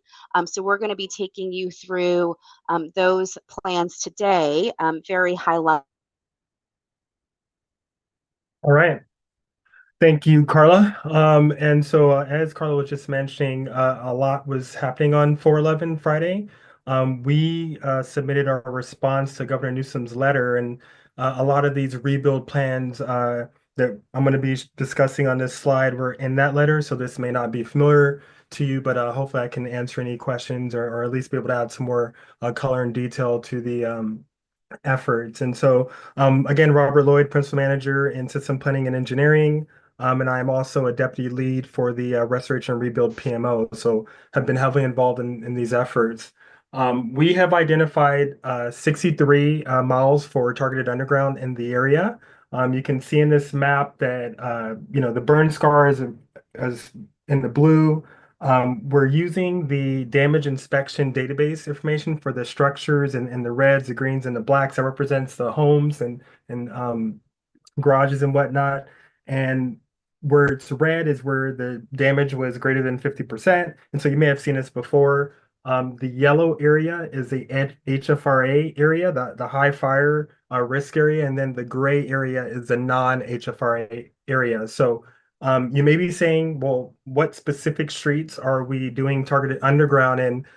To Carla's earlier comment, like we've gotten feedback from the listening sessions, and this is just the first of many conversations we're going to have where we're going to be able to get into more of those details because it is a process to come up with the rebuild plan. Engineers do a high-level scoping, a detailed scoping eventually, and then from there, planners will go and do a very like job walked in the field, street by street design, and that's what's constructed. And so the 63 miles, there's a tilde there because the miles are definitely subject to change. And we are again looking to partner and get feedback and whatnot as we kind of move along. So if you kind of look at the yellow, within the yellow, there's about 40 miles of targeted underground identified. We've already been working on 2 miles associated to the Loma Alta Drive, and then also Sunny Oak Circle area. In the non-HFRA, we've identified, and then that's the gray area, we've identified 23 circuit miles. And so also in the non-HFRA, there's about 19 other miles that are under evaluation. And so those miles are either going to be targeted underground, a portion of it, or it's going to be covered conductor, which is another way that we harden our equipment that's very proven. And so that's under evaluation and more to come there. Some of these things you probably already heard. We've increased the capacity of the circuits, particularly associated to a substation that was destroyed there. That substation was taking a voltage from 16 to 4 and feeding customers. Instead, what we did is we kept that circuit at 16 kV, and now we have more capacity for your ongoing needs or as you rebuild. Additionally, as we build out our circuits, there's going to be more automation and the latest standards and whatnot to help ensure reliability. So one thing that's really important to mention is the effort with easements associated to targeted underground. Um, because it's a different path, and particularly like with private property and private roads, we need to go and work with customers for easements. And so you may be reached or you will be reached out to if this is impacting you, Spectrum Land Services. That is not the same as Spectrum internet, communication. It's a different company. And that's who we're working with to try to get these easements so that we can be able to go ahead and do our targeted underground. Of course, if we have customers that, it's difficult to get those easements, and that's going to definitely impact our plan. And that also kind of goes back to those miles particularly changing. If customers are like, oh, no, no, no, we want to say, overhead or they, won't allow us to get that easement, it just kind of creates issues. Um, so again, just kind of emphasizing that Spectrum Land Services is different from Spectrum, the internet company. And I will kick it back to Carla. Thanks, Robert, and apologies, all my internet went out for a second or my screen went blank, but I'm back now. We did just want to flag that we do have energy advisors and planners that are co-located at the Altadena Disaster Recovery Center.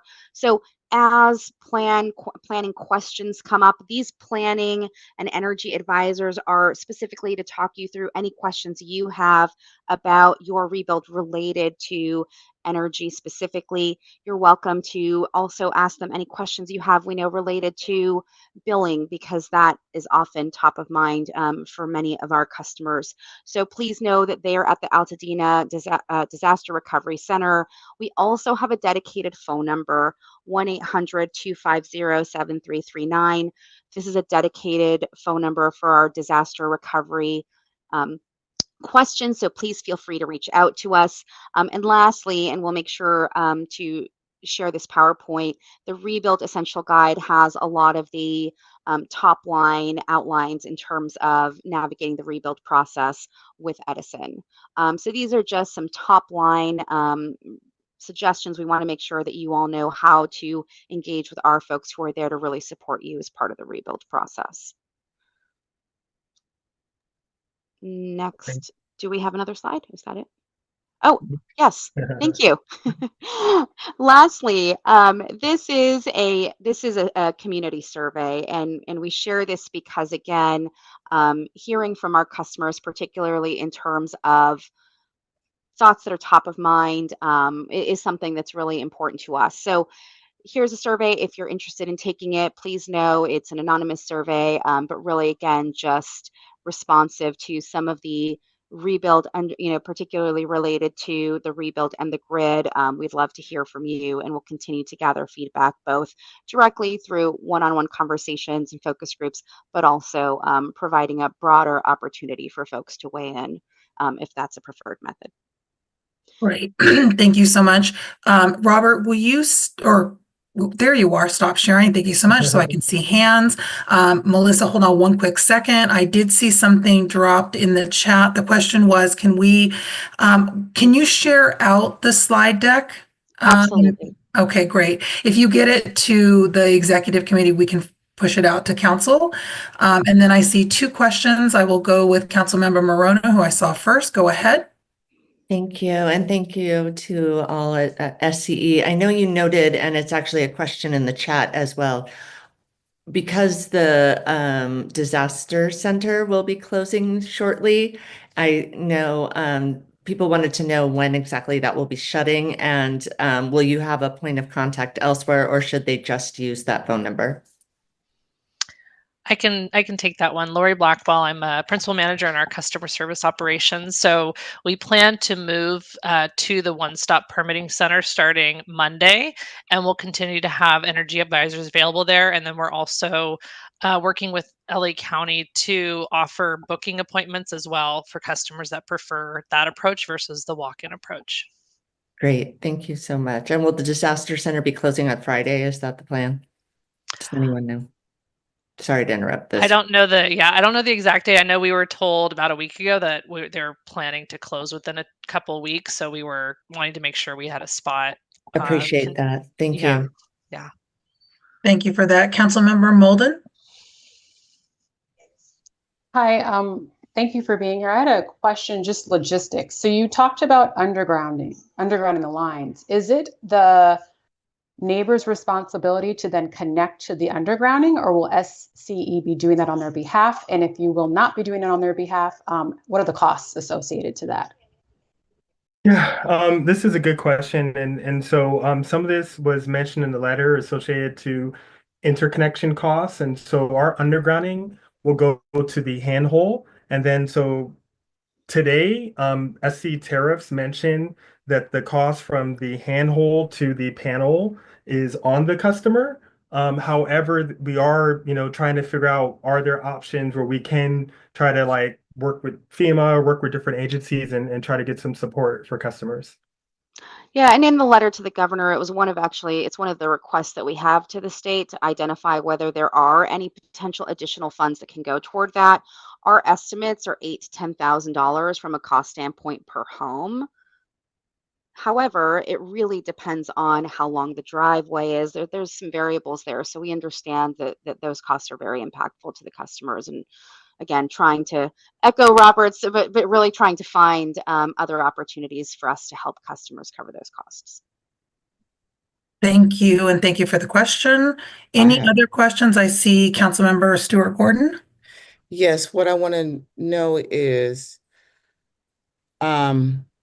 regardless whether the structure or home are rebuilt, are there going to be any selected areas where you're going to decide to do the undergrounding, or are you going to do undergrounding according to where people have decided to rebuild? How, you may have answered, but I may have missed it. How are you going to determine that? Or how is that going to be determined? Yeah, that is a really good question. And so, I mean, we're looking at the entire burn scar. We're looking at structures. We are looking at our infrastructure, if it was rebuilt or not. And so we're looking at a lot of different factors to make that determination. And, like I said, I think this is a first conversation. I think as we kind of go along, we'll have more discussion. Then you can actually see like, okay, here's where the plan is to do target underground. And you can kind of see if that's associated to this type of home or, our infrastructure, you'll get more information. I did just want to touch on another key part because Councilmember Stewart Gordon, I think you raise an important question on timing. And we don't right now have a timeline for how long this work will take. But I can tell you, based on, just hearing from all of our engineers who are in the field every day looking at what's feasible and possible, that this is going to be something that's going to take a course of many years. So that's why I do just want to flag, in the short term, you might start your rebuild and need temporary power. And that's where our teams that are currently at the Disaster Recovery Center and then transitioning to the one-stop shop are there to work to figure out a way to get you that temporary power in the short run, regardless of what our plan is on undergrounding in the long run, because we know you're going to need power now to do the rebuild. And so then once we've done our undergrounding and whatever that timeline will be, which we'll absolutely come back and share with you when we have more information on that, we'll be able to say, okay, this is what's planned for this phase, and here's what the connection points will look like. We don't have those details yet because we're very early in the planning stages on that. And I see Councilmember Wong. Give me just quick 1 second, Dorothy, and she'll be the last question, then we're going to move on. But for context, in the city of Paradise, which is a different energy provider and a much smaller fire footprint, they are just completing their undergrounding, and they are almost 7 years post their fire. So I think it's important for us to know that as we're at the infancy of our rebuilding, that this is a long process, even though we would love to see so much of it done while the streets are vacant and while homes are being rebuilt. Only so much can be done in an allotted period of time. Go ahead, Councilmember Wong. Thank you. Just 2 quick questions. One is in the transition to more of the 16 kV, does this plan then address all of the sort of underpowered areas in the 4 kV system? Like, are we going to make it to 16 kV across our entire town? And the last question is, in sort of multi-benefit or really thinking about, I know we were looking at easements between homes for undergrounding. but streets like Altadena Drive and Fair Oaks that have a very sort of narrow footprint can also, the poles are literally in the road or right of way. So that's probably a partnership, I would imagine, with the county in terms of the public right of way use. And I know we were looking at having the traffic signal be improved for pedestrian crossings. So in that vein, how much of this planning does take into collaborating with the county for Yeah. safety? Awesome. Thank you for the question, Councilwoman. So associated to 16 kV and 4 kV, so there is still one circuit that is 16 kV. There's a pole top substation, and then it goes to 4 kV, and we needed to keep that circuit 4 kV just for additional resiliency and reliability for some other things in the area. But those 16 kV circuits and then our associated targeted underground plans and even the areas where we're still doing cover conductor, like we've dealt with the choke points, we call them, like kind of like the restricted areas or things that could impact us being able to like leverage the full capacity of the system. And so we are doing that as part of our like overall plan, to answer your first question. And then your second question, we are working very closely with LA County, and we have like, I want to say a couple conversations a week with them on various things. And so what you're saying is definitely, I'd have to look at the plan to see what what we're doing specifically there right now. But we're definitely working closely with them, and hopefully sooner than later, we'll be able to come and kind of talk to you about more specific, like, oh, okay, we are doing underground there, and we have the proper right to do it. Great, thank you so much. That was the last question. Councilmember Marona, is it very quick? Yes, it is. Oh. Just quickly, I wanted to note that people can do their underground service even if there's an overhead drop to their house presently. You would recommend that they speak to you regarding that, correct? You can reach out to us and talk to the energy advisor and talk to a planner. Yeah. Okay. Thank you. Great. Thank you so much, Councilmember Marona. I also wanted to get back on the DRC. The DRC will remain open, but county departments are moving out of the DRC as of April 30th. So that was the information I just got from Anish. So thank you so much. Thank you, Southern California Edison, for being here. And I am sure that we will have you here as we endeavor to rebuild Altadena. Okay, we are going to move on to the Eaton Fire Collaborative, and we have Jill Hawkins and Daryl Qualls here. Welcome. Hello, everybody. Thank you so much for having us. I'm gonna just pull up some slides here. So hi, everybody. I'm Jill Hawkins with MHP Events. I am, along with Daryl Qualls, have been facilitating the Eaton Fire Collaborative. And we wanted to just give you a little bit of information so the community knows what's coming. Born and raised Pasadena and Altadena. And we both have just been really trying to put some efforts into our community to coordinate and collaborate with all of the community organizations and nonprofits to help rebuild and bring Altadena back. So this is a little bit of information just about our mission and how we're working to collaborate forward. And then I want to share with you our partner orgs here. This list, we were, I think now maybe over 90 partner organizations and nonprofits that are a part of the Eaton Fire Collaborative. And working very closely. We meet every Tuesday at 11 o'clock at the Elks Lodge, have a very robust crowd. We ran out of chairs today, which was very exciting. So lots of interest in community and collaboration going on. Daryl, I'm going to. So yeah, thank you. And thank you for allowing us to be here. I just wanted to share here that, what the collaborative is trying to do is try to make sure that we can help Altadena rebuild and really keep its character, right? So many things we've lost in this fire, businesses, schools, iconic institutions, like the Fox restaurant up on Lake, the Bunny Museum. We want to make sure that as we move forward towards rebuilding, that we keep those in the front of our mind. I did hear Anish talk about that he's meeting with some of the groups that will really help us move that forward, like the Historical Commission, business owners. But if we can really get the community partners to really understand what we had in this jewel of Altadena and how we want to make sure that we can bring it back to be the jewel that we once knew, that we will always know, and that we can rebuild to really make us proud. So we want to talk to you a little bit about what's coming from the collaborative, where we've been and where we're going.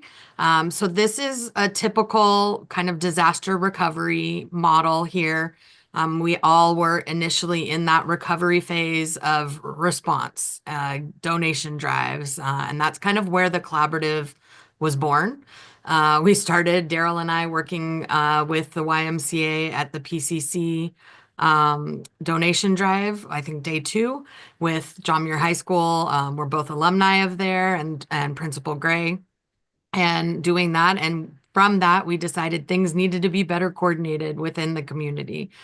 So working with all of our community partners, trying to help coordinate things is how the collaborative was born, basically, and organically grew over time.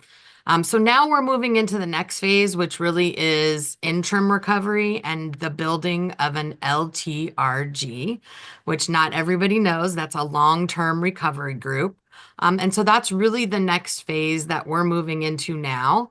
As you can see here, it's, the debris mission, which Army Corps has been, working so diligently and rapidly on, interim housing, and then starting some case management, unmet needs, and working on funding and whatnot. And then we go into the long term, which is the rebuild segment. Daryl, you want to add anything here before I go on? No, I just think that with the long-term rebuild and then the LTRG, that there are some legs of this that I think the community needs to be aware of. And one of the ones that I think is going to be key for us is the leg that is talked about called unmet needs. And so I just heard something from the Southern California Edison that talked about undergrounding. And I think that, not everybody has that kind of extra $8,000 to $10,000, and I'm not really sure if an insurance company is going to pay for that. But this is where the unmet needs category is where potential survivors may be able to go to get that kind of money.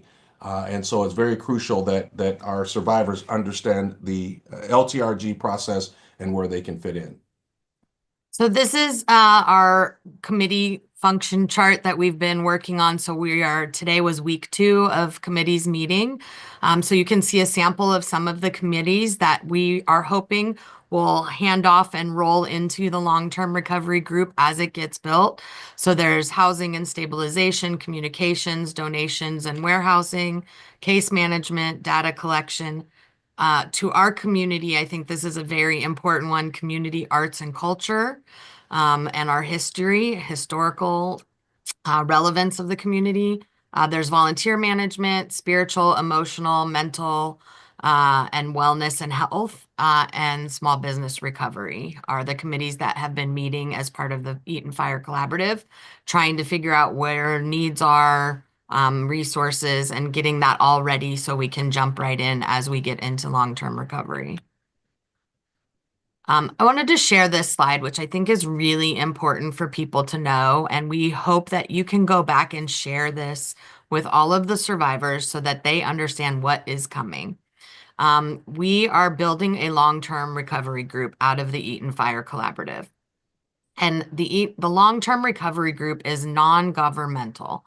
So it is made up of individuals and residents with networks. So think like your block captain program with Altadena and the Eaton Fire Survivors Network, those kind of organizations, businesses, faith-based groups. CCC is a huge part, the Clergy Coalition of the Eaton Fire Collaborative, civic organizations, volunteer-based organizations, neighborhood organizations, homeowners associations, local leaders, advocacy and special interest groups, schools, colleges, benevolent groups, the nonprofit world, which we know, if you're from here, that I believe we have the highest per capita amount of nonprofits in our area in the United States.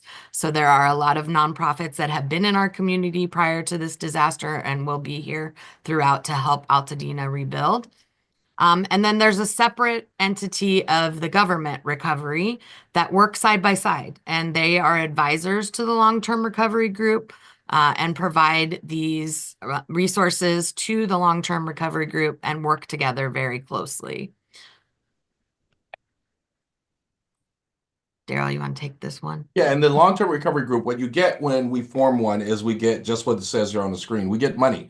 So there's funding that will come along with this long-term recovery group. And I didn't know how much, but let me just put it this way. It is significantly a lot of money that will be able to come in to help us rebuild. We also get muscle, right? So they will go out, and if we need volunteers, we need a lot of volunteers to maybe move things, to get things stored. They will bring that for us as well. And then lastly, they'll bring materials, tangible things that people that are impacted by disasters will need to get back into their homes. Some of those things may be washers and dryers and refrigerators. If we buy in bulk and large amounts and then we can store them, then we get them at a reduced cost that we can pass on to our survivors. This is a little bit about the role of the government with your LTRG. So they have been in the room with us since the beginning, helping us build and giving us resources, answering questions, telling us who to go to for what things. They champion our long-term recovery group. And they have access to funds for things that we wouldn't have. So things that they can help us with that are funding table that comes with the LTRG cannot. So the big components of the LTRG are disaster case management. And a lot of our organizations are already doing this in our community, but there is a unified data system that all of these different organizations use that as the long-term recovery group, we will have access to called VisionLink. That will basically store all of the survivors' needs. The case managers will go out, they will reach out to every survivor and figure out where their needs are. Are they underinsured? Are they uninsured? What are their unmet needs? And where can we help? So this database helps us to not duplicate services and benefits, which is really important. If you're receiving FEMA funds for rent, we can't give you rent, right?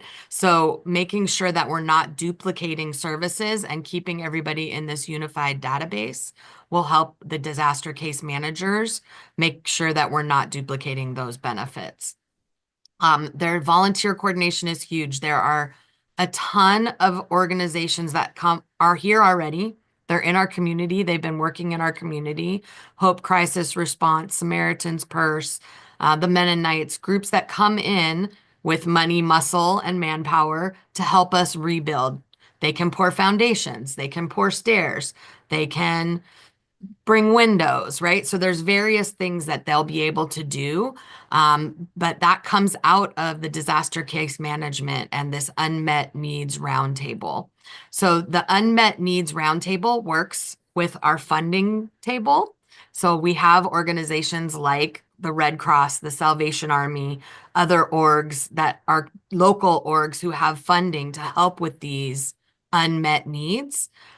We'll go to this roundtable and see what the needs are, and then they partner and work together to figure out how they can meet our unmet needs. So can you pour 100 foundations, Habitat for Humanity? Yes, great. Okay, here are 100 people who, if we pour their foundations, they are covered then under insurance for everything else. Let's get those 100 foundations poured. Anything else, Daryl, on this that you want Just to on the disaster case management, I think that's a big deal because so many of our survivors are displaced. Some are in San Diego, I know for a fact. I know there are some out here in Upland.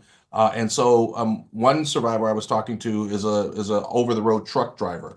And he told me he can't be here all the time. So I said, hey, if we can get you a disaster case manager, you can meet with them once. They go through your whole profile and you can tell them what your needs are. And then that person then can go back over the road and make a living, but know that there's a case manager who's working hard on his and his family's behalf, when he's not there. And so that is a really big key. And I think it's right now maybe going to be a one case manager to 30 survivors. And if we can get more, then that would even be better.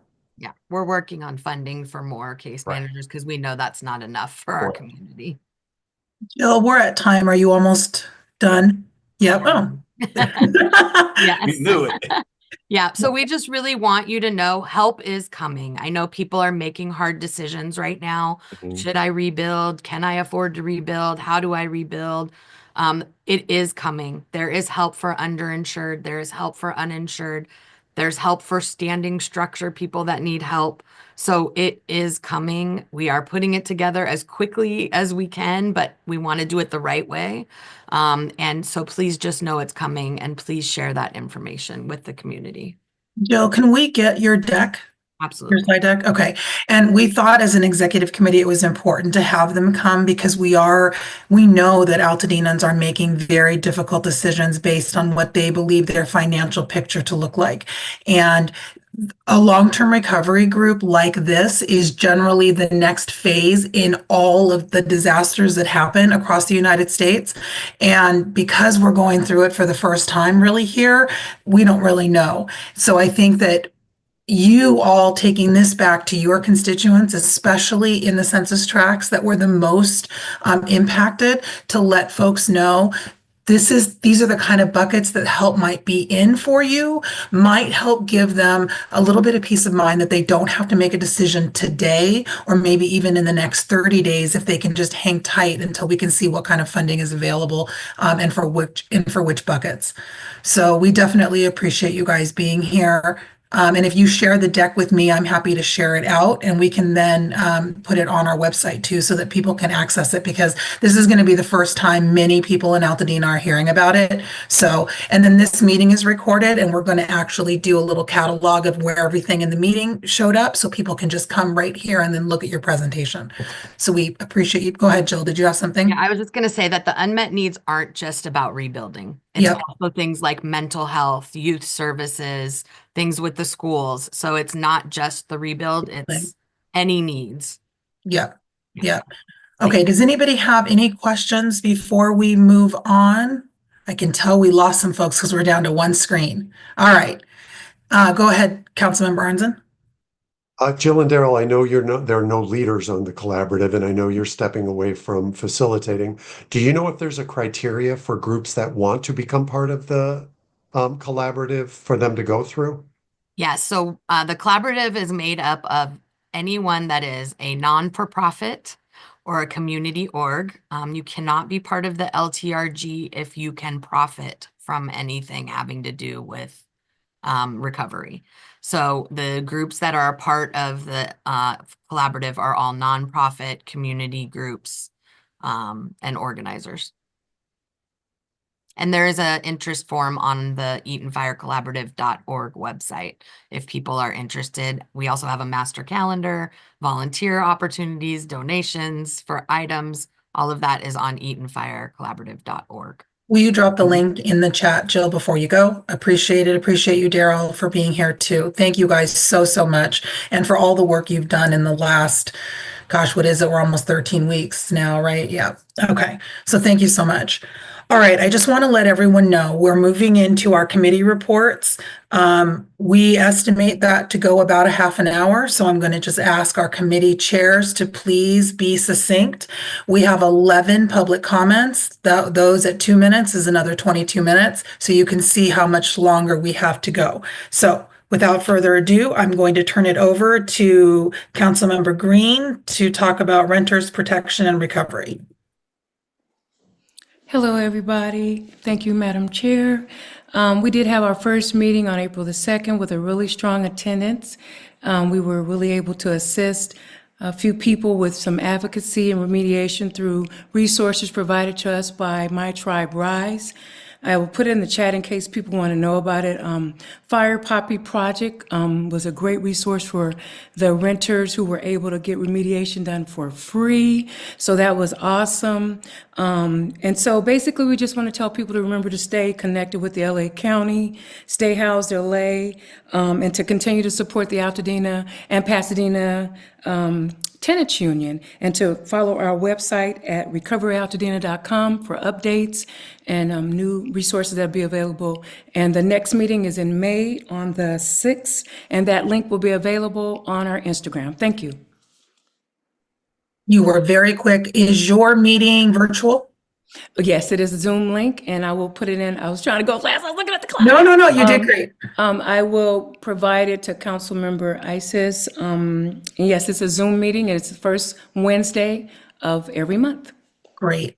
That's such great work. We appreciate this. Fills a very big need for this community, and I appreciate it. Okay, moving on to our legislative committee, Councilmember Marona.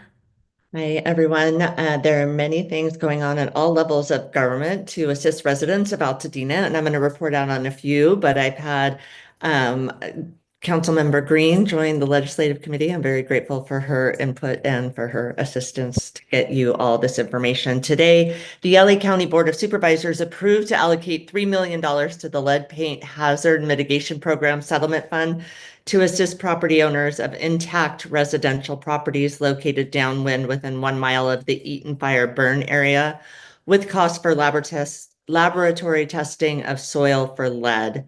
The Director of Public Health will report back to the board in writing in 30 days on the status of the testing. Secondly, last week, the Board of Supervisors approved a motion to establish a unified permitting authority within the Altadena One-Stop Recovery Permitting Center. This will streamline and expedite the residential rebuilding process for those impacted by the Eaton fire. The newly approved permitting authority will be empowered to make final permitting decisions across departmental lines, and key county departments will be involved in approving rebuilding plans and have liaisons at the One-Stop Shop Center. There will also be increased performance monitoring to ensure accountability. Thirdly, from the office of Senator Perez, the Generational Homeowner Protection Act, which is Senate Bill 293, last week passed the Senate Revenue and Taxation Committee with unanimous bipartisan support. This bill would allow LA County homeowners impacted by the wildfires to bring their property records up to date without penalties. Some of our concerns are addressed there about Altadena's historic Black communities and others where they were passed down generation to generation. If this bill passes, they would allow titles to get up to speed. If you want more information on these or any other legislative issues going through, you can reach me at melissa.marona@altadenatowncouncil.org. Thank you. Very important information. Thank you so much for that. Moving on to our bylaws committee, Councilmember Cipolla. Thank you, Chair. The Bylaws Committee is constituted from time to time to ensure that our bylaws address and meet and equip us to live into our purpose as a council. And so my request to all census tracts is for you to get together with your census tract mate and choose one of you to represent your tract on the Bylaws Committee. So you're going to choose one of the two from each census tract. Let me know in an email. You'll be appointed to the Bylaws Committee. In addition to the one council member per tract, our parliamentarian, Crystal Malley, will also be on that committee. I will be the chair of said committee. And as soon as we have all of our members together, we will meet. And if there's a census tract that doesn't have a rep, you will be left out. So there you go. Thank you, Chair. Thank you. Moving on to our Education Committee, Councilmember Molden.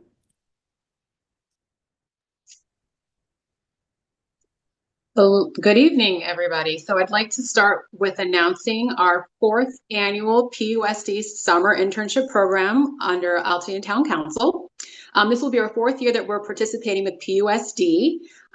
We typically, our summer programs entail attending council meetings.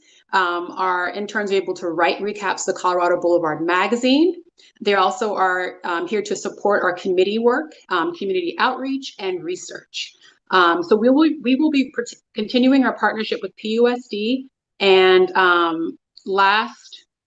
2 Thursdays ago, April 3rd, we attended the 2nd annual PUSD intern networking event, where we received over 40 interested student resumes, and we'll be conducting interviews of those students. So I'm looking for fellow council members to let me know if you're available to interview students.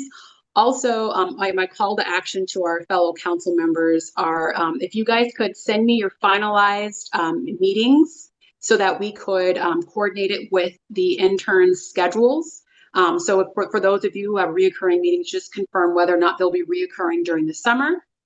And also, if a few of you did respond, letting me know that you did have some initiatives that you'd like to focus on that you thought might be appropriate for interns.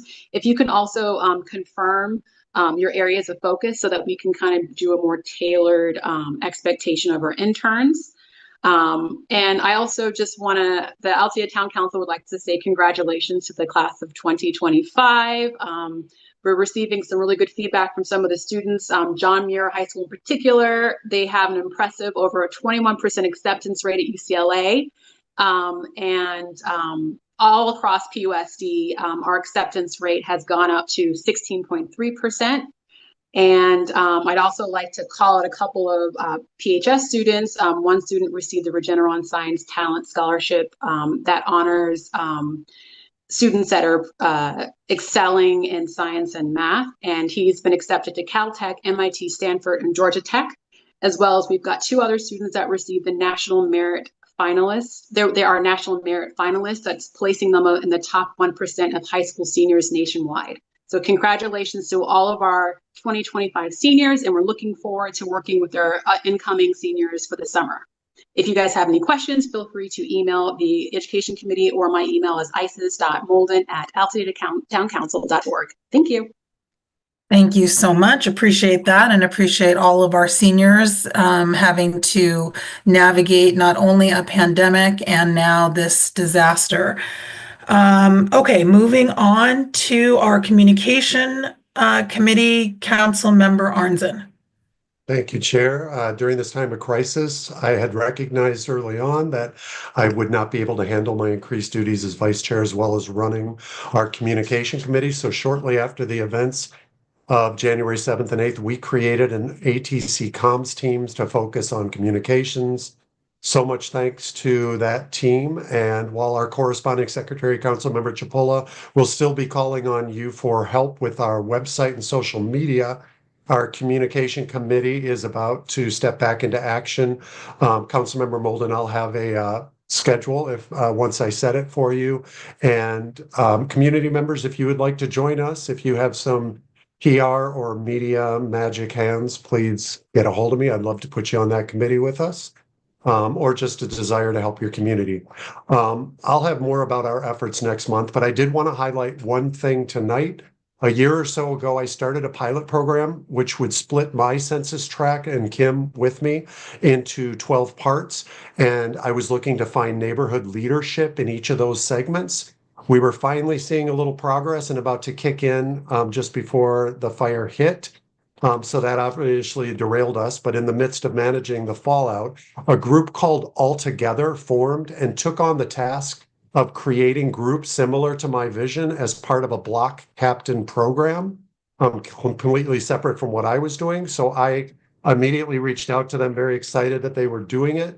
And I've asked them to collaborate with my efforts to better communicate with our community. And they are here tonight to briefly explain how the program works. Please welcome Altadena resident and Altogether co-founder and co-leader, John Mayo. Go ahead, John. Hi, everybody, and thank you so much, Councilmember Arnzen, and thanks to the council for the time and space tonight. I'm John Mayo. I'm the executive director of Altogether. I live on Madison between Sacramento and Woodbury. I'm a member of the Eagle 719. I've lived in Altadena since 2019.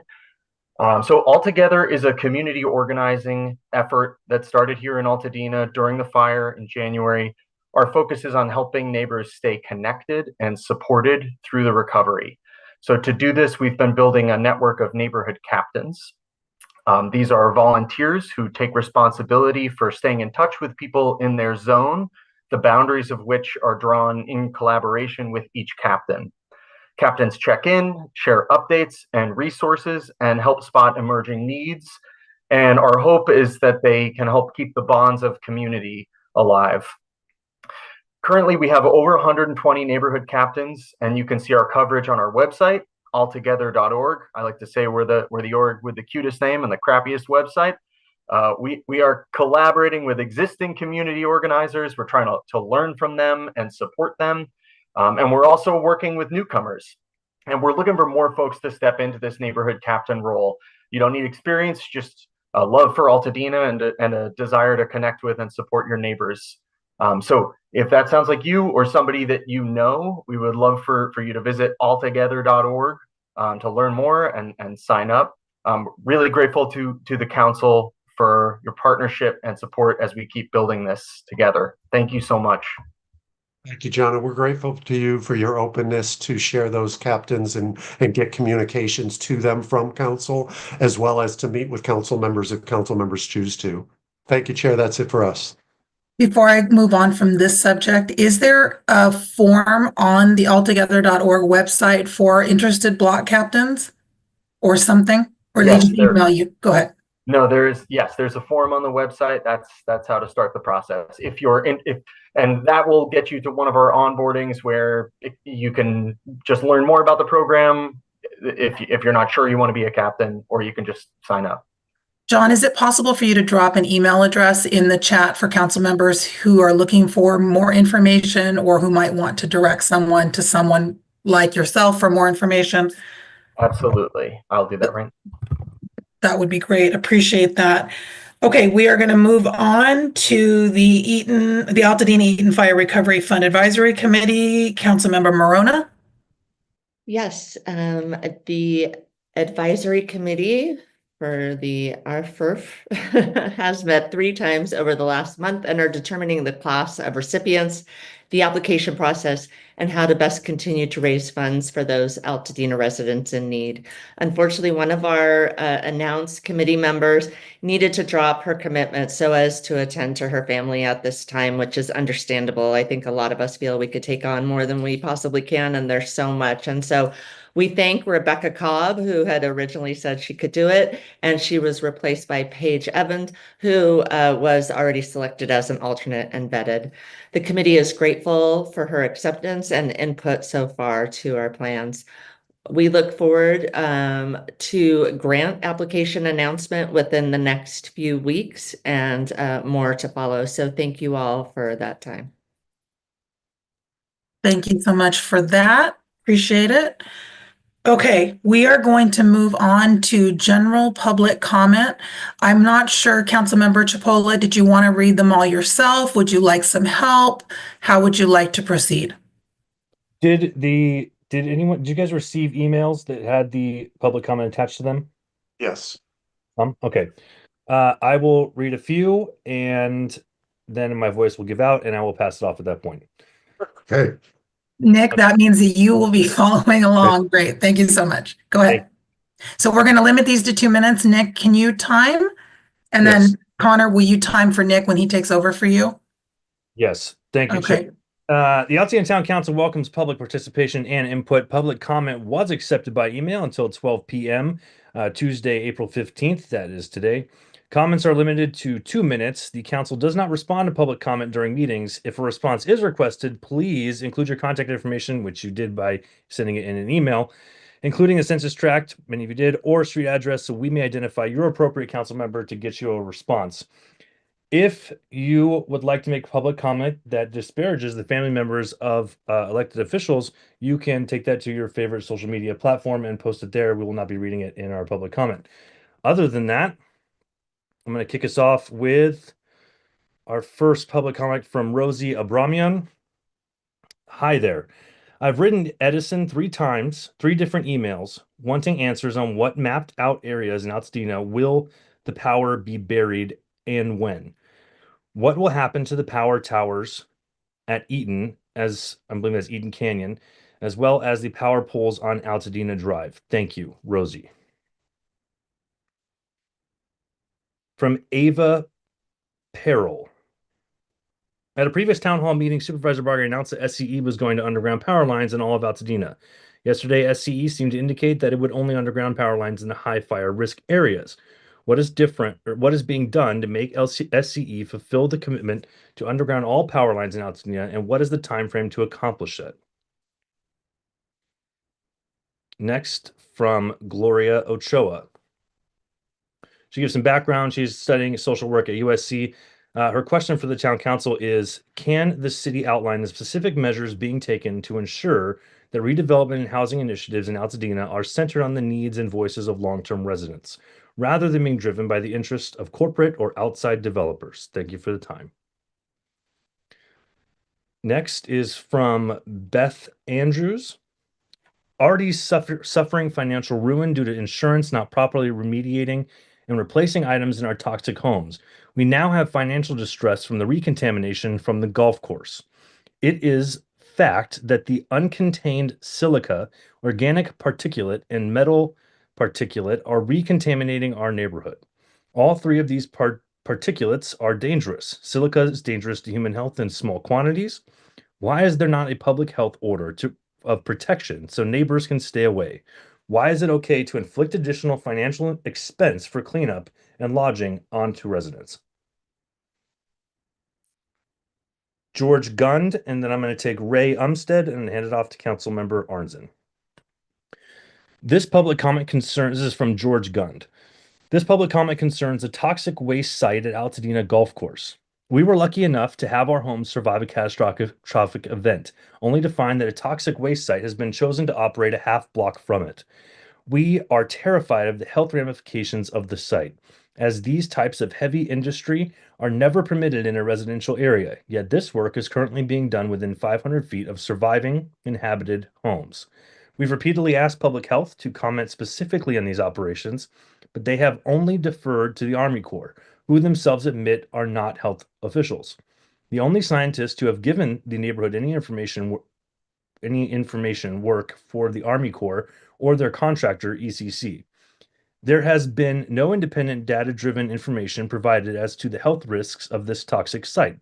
It is common knowledge that concrete dust is toxic, yet there are no safeguards in place for the neighborhood, and even the workers' limit on site are twice the state's standards. The particulate count has been going up, and neighbors who have indoor monitors have shown unhealthy particulate levels since the beginning of the operation on March 31st. We need someone to stand up for the health and safety of our neighborhood.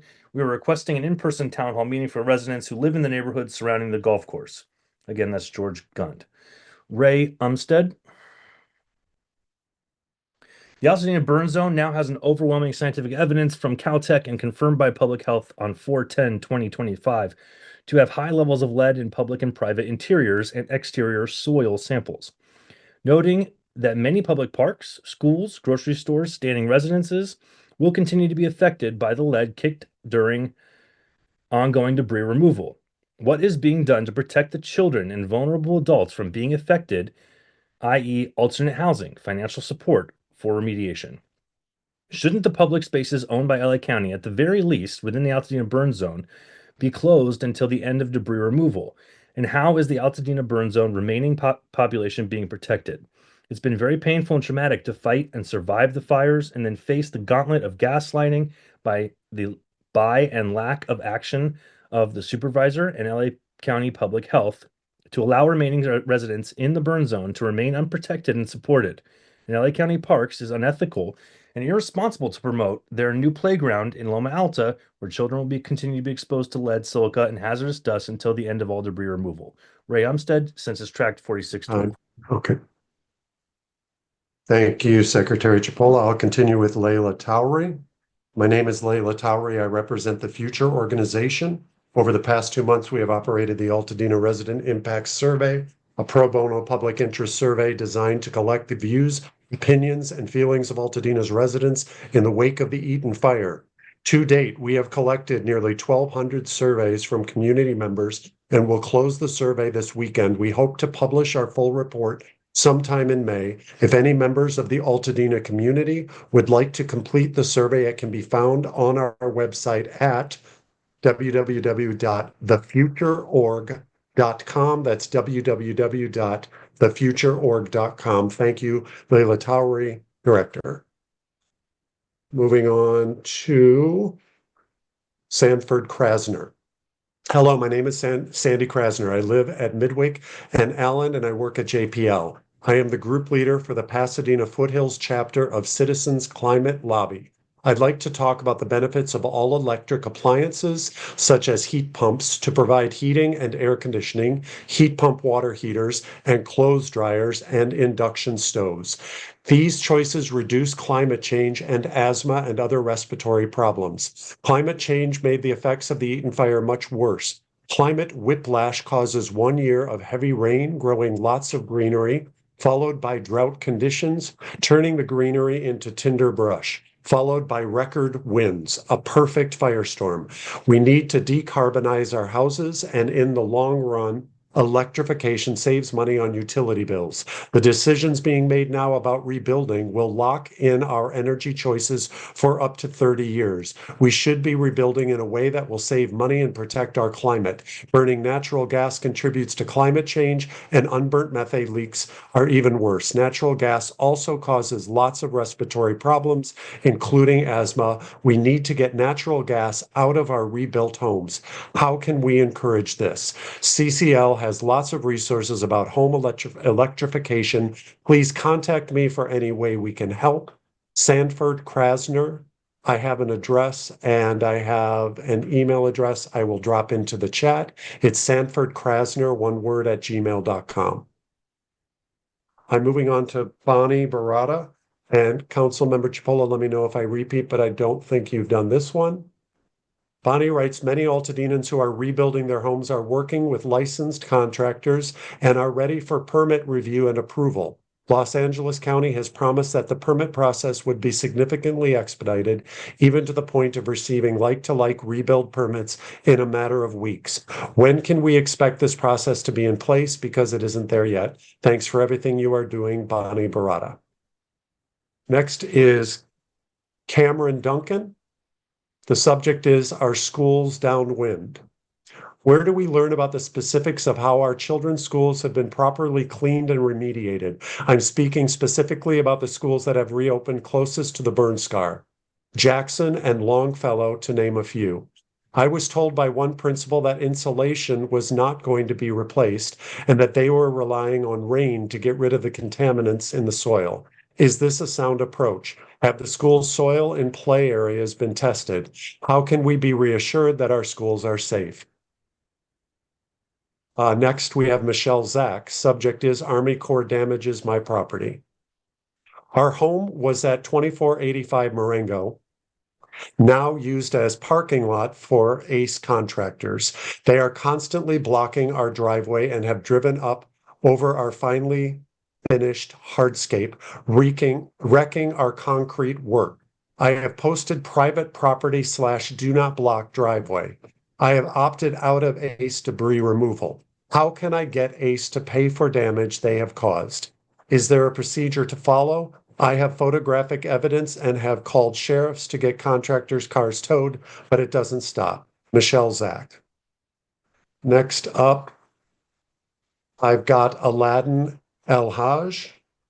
Aladdin writes, my name is Aladdin El-Haj, and I'm reaching out on behalf of our FEC, Future Contractors and Engineers, a licensed general contractor operating in Southern California. We would like to formally request to be registered to participate and speak at the upcoming Altadena Community Council meeting. We are very interested in attending and contributing to the conversation, as we believe our experience and insight in construction and development could provide valuable perspective regarding current and future projects in the community. Please let us know the process to register as a speaker and if there are any specific guidelines or requirements we need to follow before the meeting. Thank you for your time and consideration. We look forward to your response. Best regards, Aladdin El-Haj, Project Manager. That is the final one I have, Connor. I will note, if you don't mind, Secretary Cipolla, that we do have addresses and phone numbers. We might want to gather those 11 and send them to the appropriate council member. Thank you. That concludes public comment. Thank you both very much. And thank you to the public for reaching out, and hopefully you got some of the answers in this meeting tonight, or you will hear from a council member. Moving on to Census Tract reports, we have one from 4612. That is Council Member Wilkins. Hey, can you hear me? Can you hear me? Yes. Okay, thank you. So this is just on the golf course, phase 2 related events. I've attended, I think, everyone I've been invited to by the COE and others. I also attended a couple protests. March 7th, I was there. March 14th, there was a meeting. March 23rd, there was a Keep Community Safe meeting. March 30th, there's another one. Keep our community safe. We're concerned about levels of silica. April 3rd, I met residents of Keep Our Community Safe at a local pub, which was very informative. And turns out there was a spontaneous resident protest over indoor PM 2.5s, I guess, yesterday that I know about. I've been in Altadena since 2000. I don't think I've ever seen a protest with more than like one person. So it's definitely different times these days. And so I just want to focus on a couple issues: the PM 2.5s and the noise levels. As you know, PM 2.5 is associated with asthma and things like that. They're pretty bad to get into your lungs. And as my mother had asthma, so I'm concerned about those as well. But there are recent monitoring. The residents are doing monitoring close to the golf course, and they've got a level of 50 of PM 2.5s indoor, actually, with 9 being what's acceptable. So there's a perception that their safety thresholds are perhaps higher than accepted state, federal, or local guidelines for indoor quality for PM 2.5s and for exterior 2.5 levels before you close down work. And there is monitoring happening by AQMD, of course, and I think the golf course phase 2 folks are monitoring. And so there's concerns about 2.5 being higher than expected and what to do about that. And there was actually a resident who had counts of 46 2.5 PMs in their house today, which is quite high. On the good side, the noise are much lower than feared. I've been there 3 times the first day, and it's quite low, the noise, the phase 2 noise at the golf course. And a citizen scientist went down and did some monitoring on his own and found that noise was quite low as well, which is great. But one resident reported it was quite loud at her place, and she posted it on beautiful Altadena, I think. And so with that, just some recommendations maybe. There's some confusion regarding which PM 2.5 levels are sort of being monitored, or threshold levels at the golf course. You know, what's the target and what's good and what's bad, right? And so maybe those could be clarified for stakeholders so they know what they're going, what we're worried about, what level of 2.5s are concerning for us, right? And maybe consider, assisting residents if the levels are that high with additional living, so they can stay away basically, because 50 is darn high for indoor for sure, right? And I'd say keep up the great work on noise mitigation, but check for if there are pockets of quite noisy areas like that lady reported. And so that's basically two things I want to focus on, was the noise and the PM 2.5s. And so in conclusion, I'd say the good people of Altadena know that golf course residents are, paying a higher price, right, for the benefit of all of us. So I asked the good people of Altadena and the leaders running the operations to consider their sort of involuntary sacrifices. For me over here, not quite as close, and take some actions, to mitigate what they're going through, for the benefit of us, because we are getting a greater benefit and not quite the cost of having that operation next to you. That's it. Thank you. Thank you so much, Councilmember Wilkins, and I definitely think it's worth a conversation with the Colonel, so we can certainly coordinate that. All right, we are at 9:19. Councilmember Arnzen. Thank you. Just 5 seconds. I want to acknowledge that the YouTube chat has some questions and requests for things that we put in our chat here on Zoom that they are not privy to. I will make sure that they get out to them, and I'll make note who's asking. Thank you, Chair. Okay, and just for everyone that was watching, we've grabbed everything from the chat, and it will be made available on our website and social media, so you'll be able to get everything that you need there, even if we weren't able to transfer it over to the YouTube chat. Okay, I took a deep breath. I want to thank you all for being here. I want to thank you for staying late. I want to thank our presenters. I want to thank the community and their engagement, and Pasadena Media, all of our committee chairs for the good work that you are doing. And I will entertain a motion to adjourn. So moved. Second. Thank you, everybody. Appreciate you all. And then Reggie, let's coordinate with the Colonel. All right. Good night, everybody. Good night. Good night. Thank you, Pasadena Media. Thank you. Thank you. Thanks, Bob.